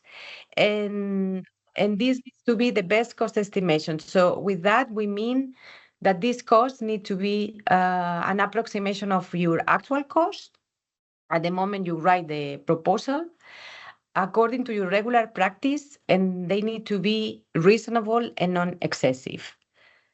If you already think that there might be over compensation or under compensation of the cost, please use any comments that are part of the detailed budget table, where you would need to justify any discrepancies and where the evaluators will be paying attention when comparing the cost with the statistical data that we provide. But I will be coming on this on the next slide. So for the rest, when you write a Lum-sum proposal, you will be using the standard Horizon Europe application form. You will be presenting the objective and methodology of your project and address the expected outcomes and impact as in any other proposal for any other Horizon Europe program. And you will be describing in detail the activities covered by each work package. And I don't think I did mention, but this detailed budget table for the stage 2, the full proposal, will be evaluated under the criterion of implementation. But as I say, I will come later on this. Next slide, please. So at the moment of writing your proposal, it's also very important that you pay attention on the work package distribution. So you can have as many work packages as needed, but no more than what is manageable. And just as a reminder on what is a work package. A work package is a major subdivision of the work plan of your project. And what we don't consider as a work package is a single activity, a single task, a percentage of progress, or a lapse of time. So for example, activities of year 1 would not be considered as a work package. You would also, on the Lum-sum grants, be considering that the work package that have a long duration might be split along the reporting periods. So if we take, for example, one of the work packages that have longest duration, coordination and management of a project, you could be splitting along the reporting periods. So if you have 3 reporting periods, you could split it in 1, 2, or 3. And then the payment will be against the completion of the activities associated to each of the work packages. I would like to emphasize that this is an option, so this is not mandatory, the split of the work packages. And if you keep the work package as it is on coordination and management, that goes from the start to the end of the project, if you would not split it, then it will be paid at the end of the project. So I think splitting the work packages is an option for Lum-sum proposals that could be considered in the case consortium would have cash flow issues, for example. Next slide, please. When it comes to the evaluation of a Lum-sum proposal, and I think I already mentioned or introduced it before, so the Lum-sum proposal is fully evaluated at stage 2 when you submit the full proposal. At this moment, the proposal will be evaluated by a panel of independent experts and against the standard evaluation criteria, so excellent impact and implementation. And as I introduced it before, the cost estimation that you would have filled in at the moment of drafting or submitting your proposal will be assessed by this independent panel of experts under the implementation criteria. How they will do that? So the GU will be providing statistical data and will help the experts to have an orientation against the cost estimations that you have provided and against the proposed activities. So the experts, what they would ensure is that the cost estimations provided are reasonable and non-excessive. And they will also be looking that the proposed resources and the split of the Lum-sum proposal allow completing the activities described in the proposal. So during the evaluation, if the experts find overestimated costs, they will be making concrete recommendations on this cost presented by the applicant, by you, and they will be reflected on the evaluation summary reports. So if your proposal is awarded, then afterwards you may be requested to do some budget or changes to the cost presented during the grant agreement phase and before the signature of the grant. I also would like to mention that these changes on the budget or cost estimations may have not directly an impact on decreasing the score for implementation unless there is a clearly overestimation or underestimation of the cost that will have an impact on and decrease the score of implementation. So again, I would repeat that it's very important when you fill in the detailed budget table that you use the any comments section to highlight any discrepancies if you already foreseen an overestimation or decrease underestimation of the cost. Next slide, please. When we come to the grant agreement preparation, so for Lum-sums, there is a specific model. It's the model grant agreement for Lum-sum grants. And for this grant agreement, the vast majority of the articles are very similar to the actual cost, with the exception of the finance, because as we mentioned and introduced before, there is the removal of the reporting the actual cost and resources on your site. The non-negotiation principle applies. That means that the grant agreement is prepared on the basis of the proposal you have submitted. But as I mentioned before, the recommendations from the outcomes from the experts and collected on the evaluation summary reports will be looked at during the grant agreement and before the grant is signature in case you need to do any changes or adjustments. As part of the grant agreement preparation, there is an Annex 2. There is a table that includes the breakdown of Lum-sum shares per beneficiary and per work package. So it's important to mention that and I will provide you an example afterwards, but the costs under the Lum-sum model are fixed on the work package. And this information is extracted from the detailed Lum-sum budget table that you would have filled in at the moment of the submission of the proposal. But the detailed Lum-sum budget table is not part of the grant agreement, is the Annex 2 table.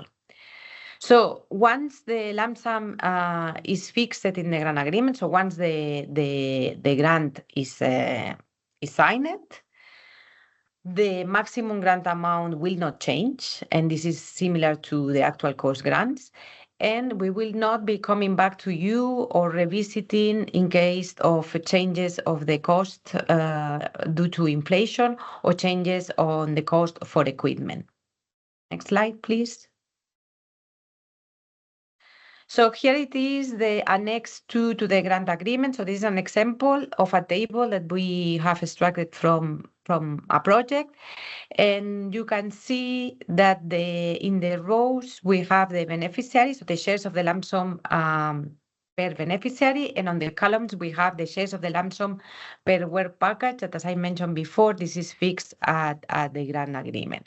So if we take, for example, work package 1, where different beneficiaries contribute to the activities associated to this work package, we have that beneficiary 1.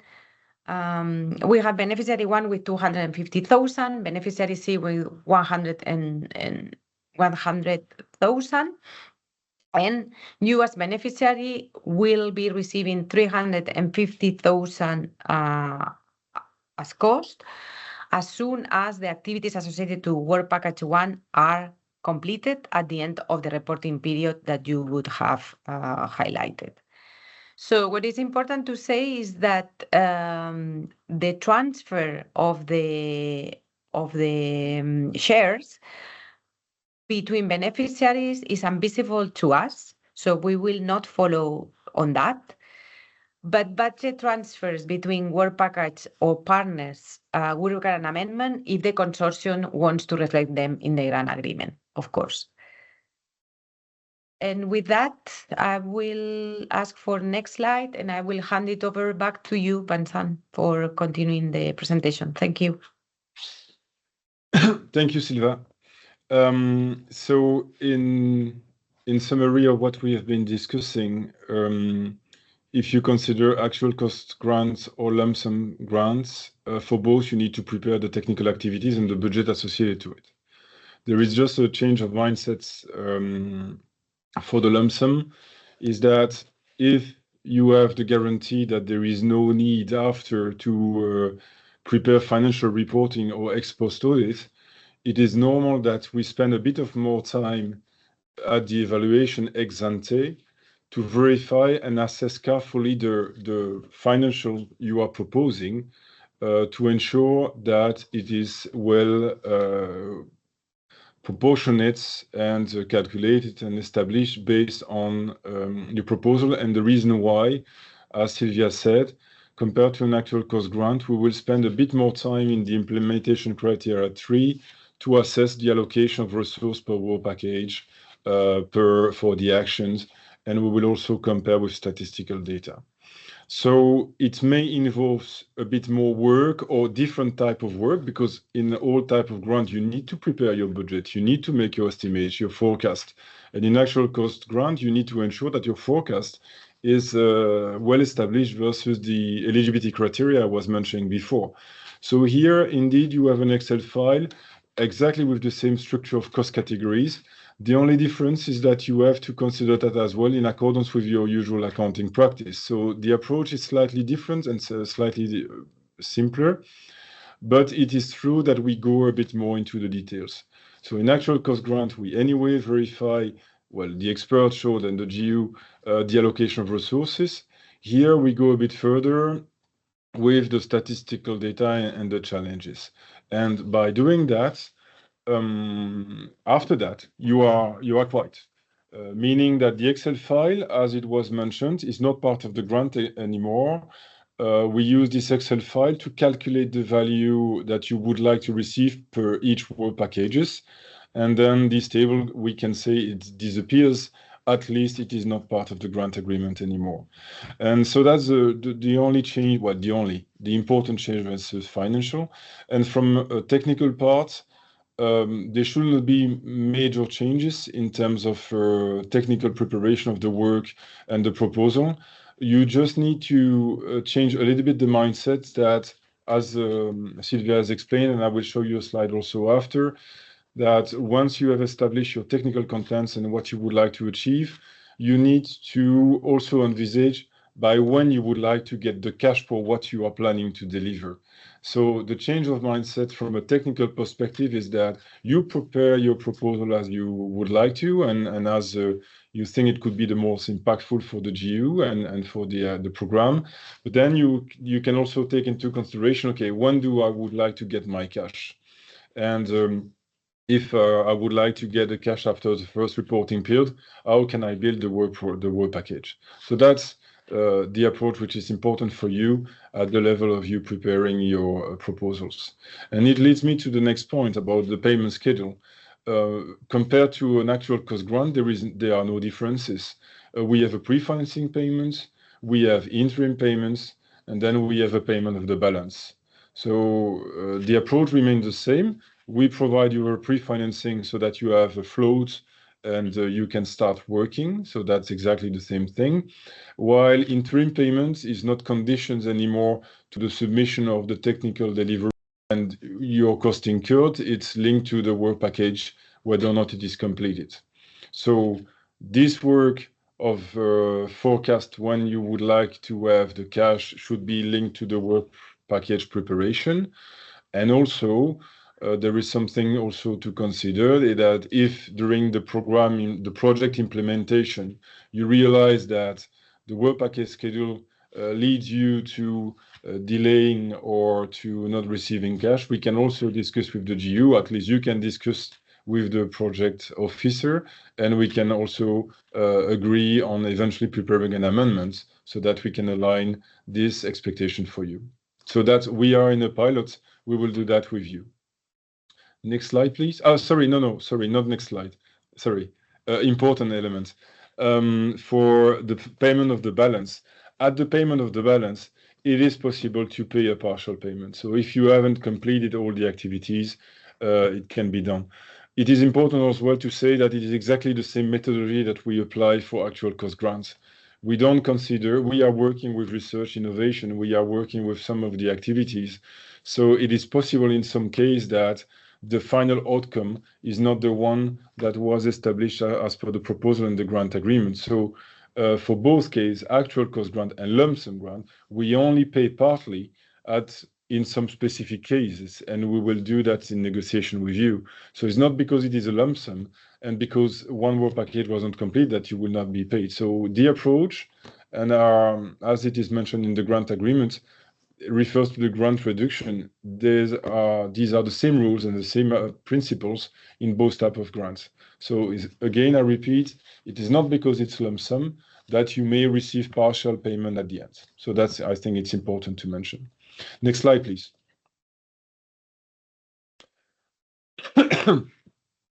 Sorry.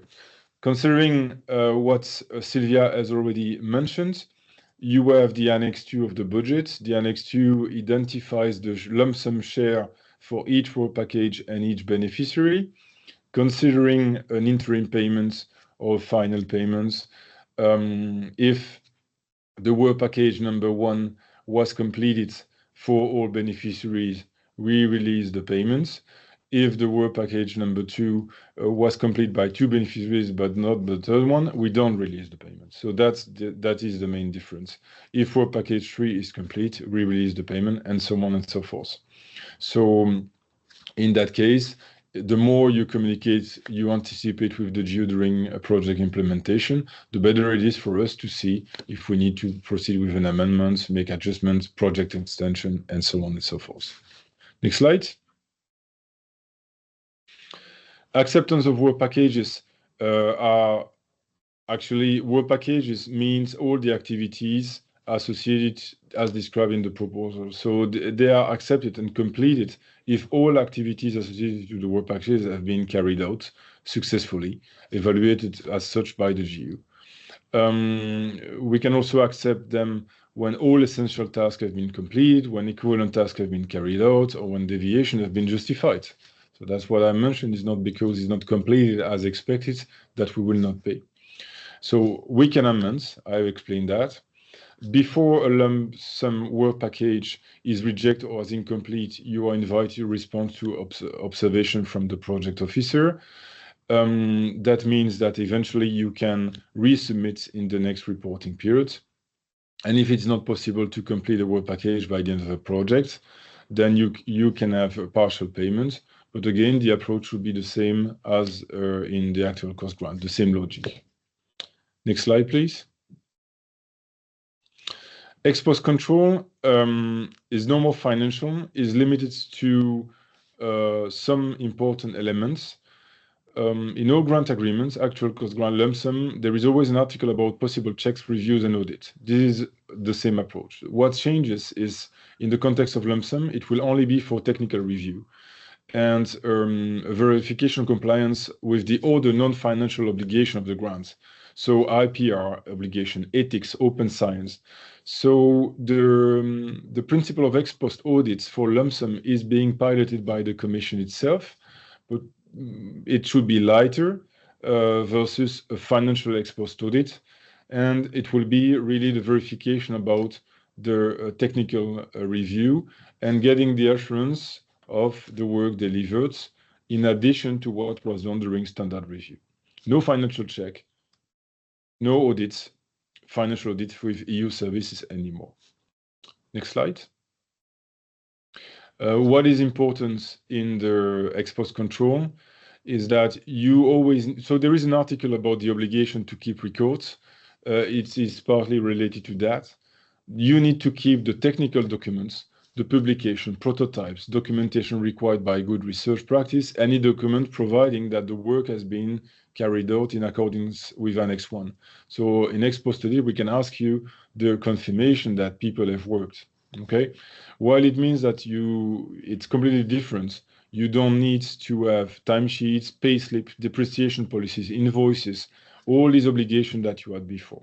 So this is where also the simplification is. We focus on the technical achievements and on the technical implementation program while the action is ongoing, and we also focus on the technical achievements in ex post control. Next slide, please. So talking about the detailed budget table, here high level only. Sylvia mentioned that you had already an option to follow information session from the Commission, and we will have provided you some additional documentation about that, and you will have access to obviously this Excel file in our website, and this Excel file is a document which is prepared by the Commission with already a lot of instructions. So first you have some technical requirements to use that, but it appears as an Excel file with different tabs and with micro. Why? If you go to the next tab, please. In this Excel file, you are building your proposal. If you go to the next slide, please. You are building the proposal starting with the technical requirements of the number of beneficiaries and the numbers of work packages. So you have one tab where you can list your beneficiaries. And there in the Excel file, it's quite straightforward. You are preparing the list of beneficiaries, affiliate entities, you're applying changes, and automatically it will be prepared and adapted in the Excel file. Next slide. Then you have an important tab about the work packages, and this is where you build your proposal and you establish how many work packages you want to create. You list them, you apply changes, and automatically, if you go to the next slide, please, the Excel file will reflect as many tabs as you have beneficiaries and as many work packages per beneficiaries as you have identified in the documents. And then you get for each beneficiary and its related associated entities information about the financial figures and what you are preparing. Next slide, please. So important elements that you will be able to establish per beneficiaries, the list of employees and the cost per employees that will be compared with statistical data. Next slide, please.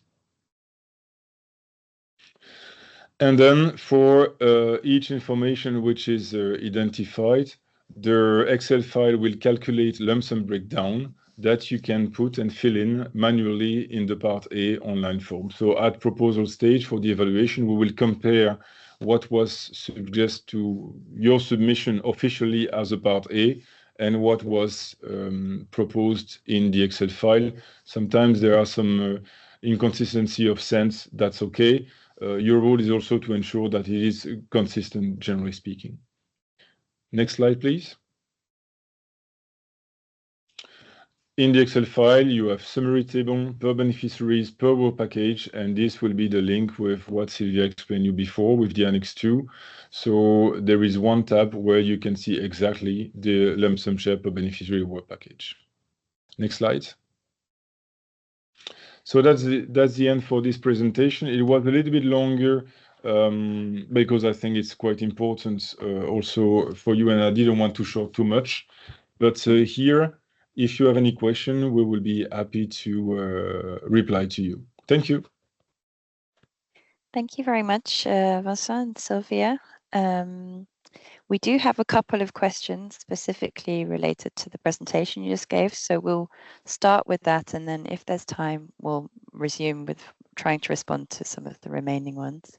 So the first question is, you suggest as an example to split the dissemination and communication work package in 3 distinct work packages corresponding to 3 reporting periods. That means that one project will have 3 work packages called each dissemination and communication, but split along the time Gantt chart. So that's the question. I don't know who wants to take that one, but it's an option that you have. Well, in the slide, the general practice is that we should not split the work package in percentage. That was something that Sylvia mentioned. However, here in this pilot and in consideration that we are testing the approach, one of the important considerations as well is for you to establish when you would like to receive the cash. So it's important that you don't exaggerate too much in the fact, okay, I want to get the cash all the time. And in the opposite, sometimes I've already seen in past experience that people are addressing work packages for the entire duration of the project, and then they realize suddenly after that they don't have enough cash. So the most important is that you can establish something which is consistent, that you can justify.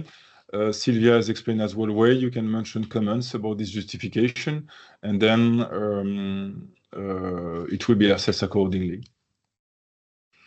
So the only recommendation is certainly not to do that for each work package and so on. It has to be consistent. And if it's for dissemination, probably the most important is that is it really important to get few K compared to most important work packages where you will get more cash. So this is the balance for you to assess. Also considering that you receive a pre-financing before, and that in any case, like for all Horizon Europe program, you will be limited in cash to 90% during project implementation. thank you. And then there's one more question asking if we can also publish the relevant statistical data on costs to help guide applicants in preparing their lump sum costs, rather than providing this only to experts that are involved in the review. But this is something we will not do because it's, well, the information, there is a dashboard that the European Commission has prepared, and where you can see and you can have an idea about the statistical data per country. The GU will build the statistical data and immediately compare with the proposal. So that's something we do in parallel, and there is nothing for us to disclose before that. The difference with the European Commission practice, and that's also something we would like to implement during this pilot, is that instead of having the experts immediately saying, okay, these costs are too high, we need to reduce them and we'll decrease the grant value, we will also probably recommend our experts, because it's the first time for us, to make recommendation, and whether or not the GU can after discuss with you and have a confirmation whether or not those costs are too excessive or over budgeted, in case we can possibly reduce the grant value. So it will be also something done collaboratively. Thanks, Vincent. I think that was the last of the questions, or at least for now, that specifically relate to Lum-sum, and otherwise colleagues will alert me to that. So what we'll do, maybe they're still coming. Maybe they're still in review. Thank you. We will. So thanks again for that presentation, and I hope that's been clear for all our participants. We have about 10 minutes left to try and respond to as many remaining questions as possible. So we'll do our best. There are a few, again, keep upvoting so that we try to address the ones that you consider to be most pressing. The first one I have here is related to the call topic, transformative innovations in global health. And the question is, what is meant by the requirement to generate beyond proof of concept data? Lisbeth, did you want to take this one? Yes, thank you. I have answered in the meanwhile, but I'm happy to repeat and to build up on that. No problem. So actually the data that shows that the concept works is to be available.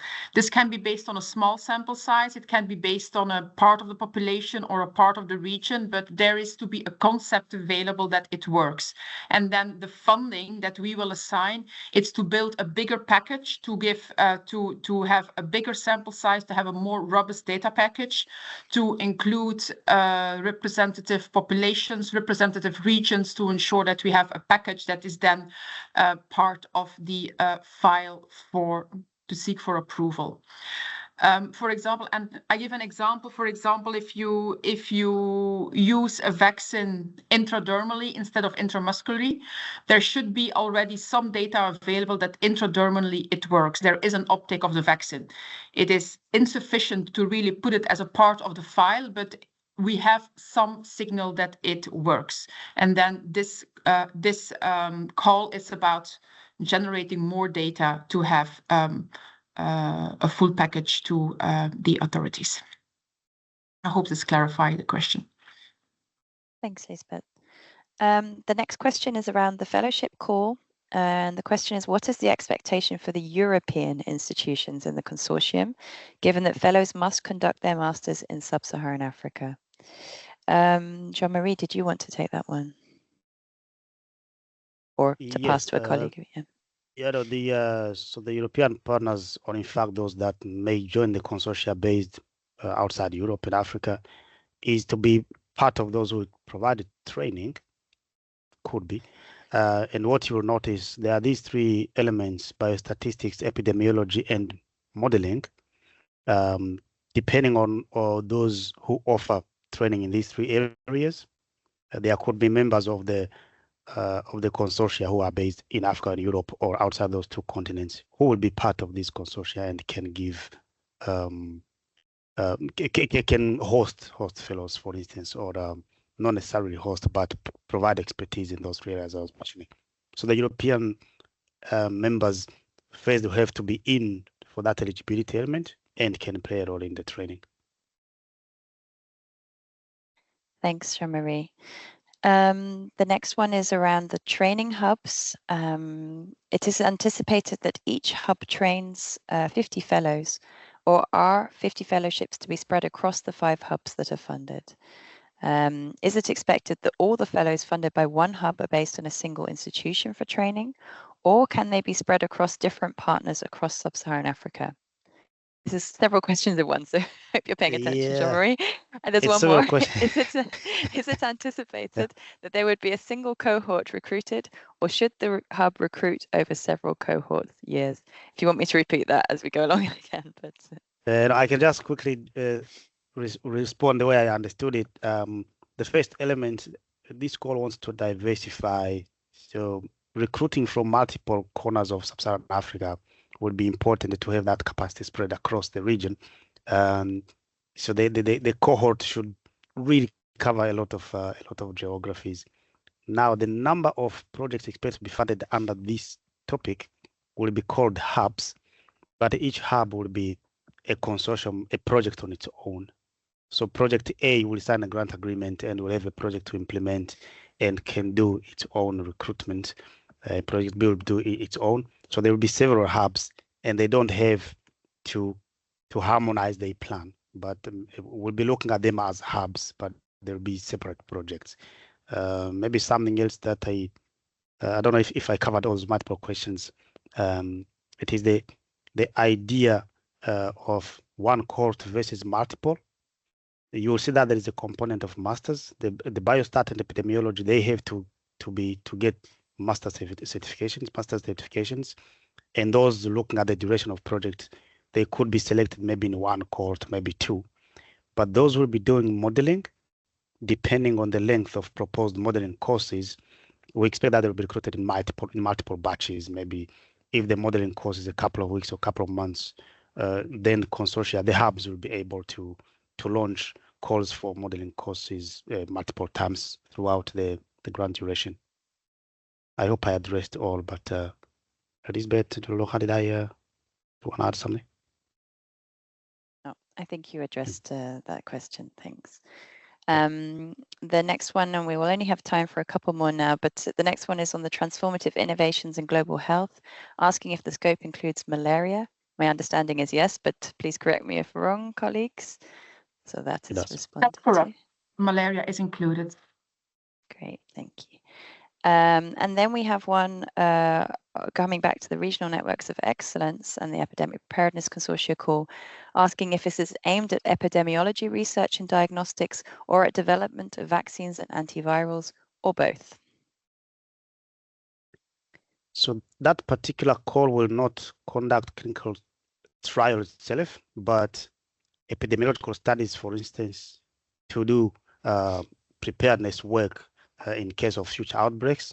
That is accepted. So clinical studies, but not trials. No investigational products should be in those projects. There will be CSA coordinating activities to do capacity or prepare for future outbreaks. In terms of diseases, of course, networks of excellence, where they are covering a whole range of expertise across all the diseases in our scope.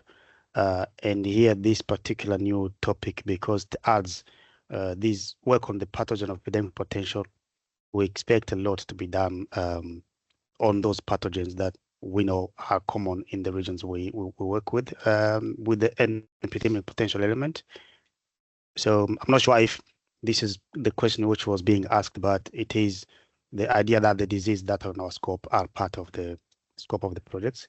There is, I was reading, I'm not sure if it's read from the same person, there still seems to be the understanding that because there are regional networks of excellence known as grants in the past and two consortia of epidemic preparedness, we are not reinviting those to reapply for top-up grants or new grants. We are opening this topic to create maybe new networks that will build on what those in the past those from the past have implemented.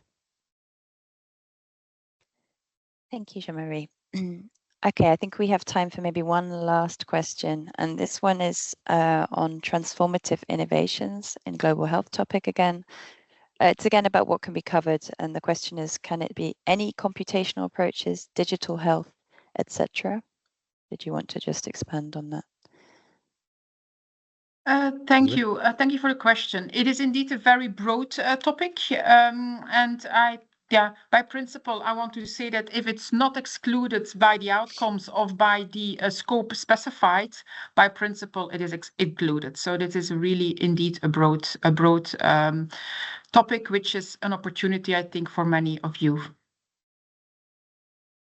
Thanks. And seeing as you answered that so quickly, we'll squeeze in one last question, which is, can controlled human infection models be considered under TB or the innovations call? Well, as by principle, we prefer late phase 3, 4, and implementation. The earlier phase 1 and human challenge are rarely in scope, except when it's allowed as per topic text. So for some topic text, for example, NTD, we agreed in the topic text that phase 1 is acceptable in the event that we have not sufficient late stage candidates. Thank you, Lisbeth, and thank you to all of the colleagues that have responded to these questions. I see there are still quite a number, and I'm sorry to our participants that we didn't manage to work our way through all of them. But as mentioned, we will continue to respond to these in writing, and we will publish the Q&A of this event hopefully within 10 days, but please bear with us in case it takes us a little bit longer given the volume of questions. Well, we hope that you found this to be an informative session. Thank you so much to all of you that participated. I see we still have 239 people with us at the end of our 3.5-hour event. So this is very encouraging, and we appreciate your attention and all your interactive questions. And one final thanks to all the colleagues behind the scenes that helped to make today happen, who you haven't seen on the screen, but have been working tirelessly to make sure it's a smooth session. And I think all that remains to be said is that we wish you good luck with your applications. We hope that you will submit some great high quality applications that we can support, and look forward to seeing those coming in the coming weeks. So thank you for your attention, and wishing you a good remainder of your day. Thank you. Bye-bye.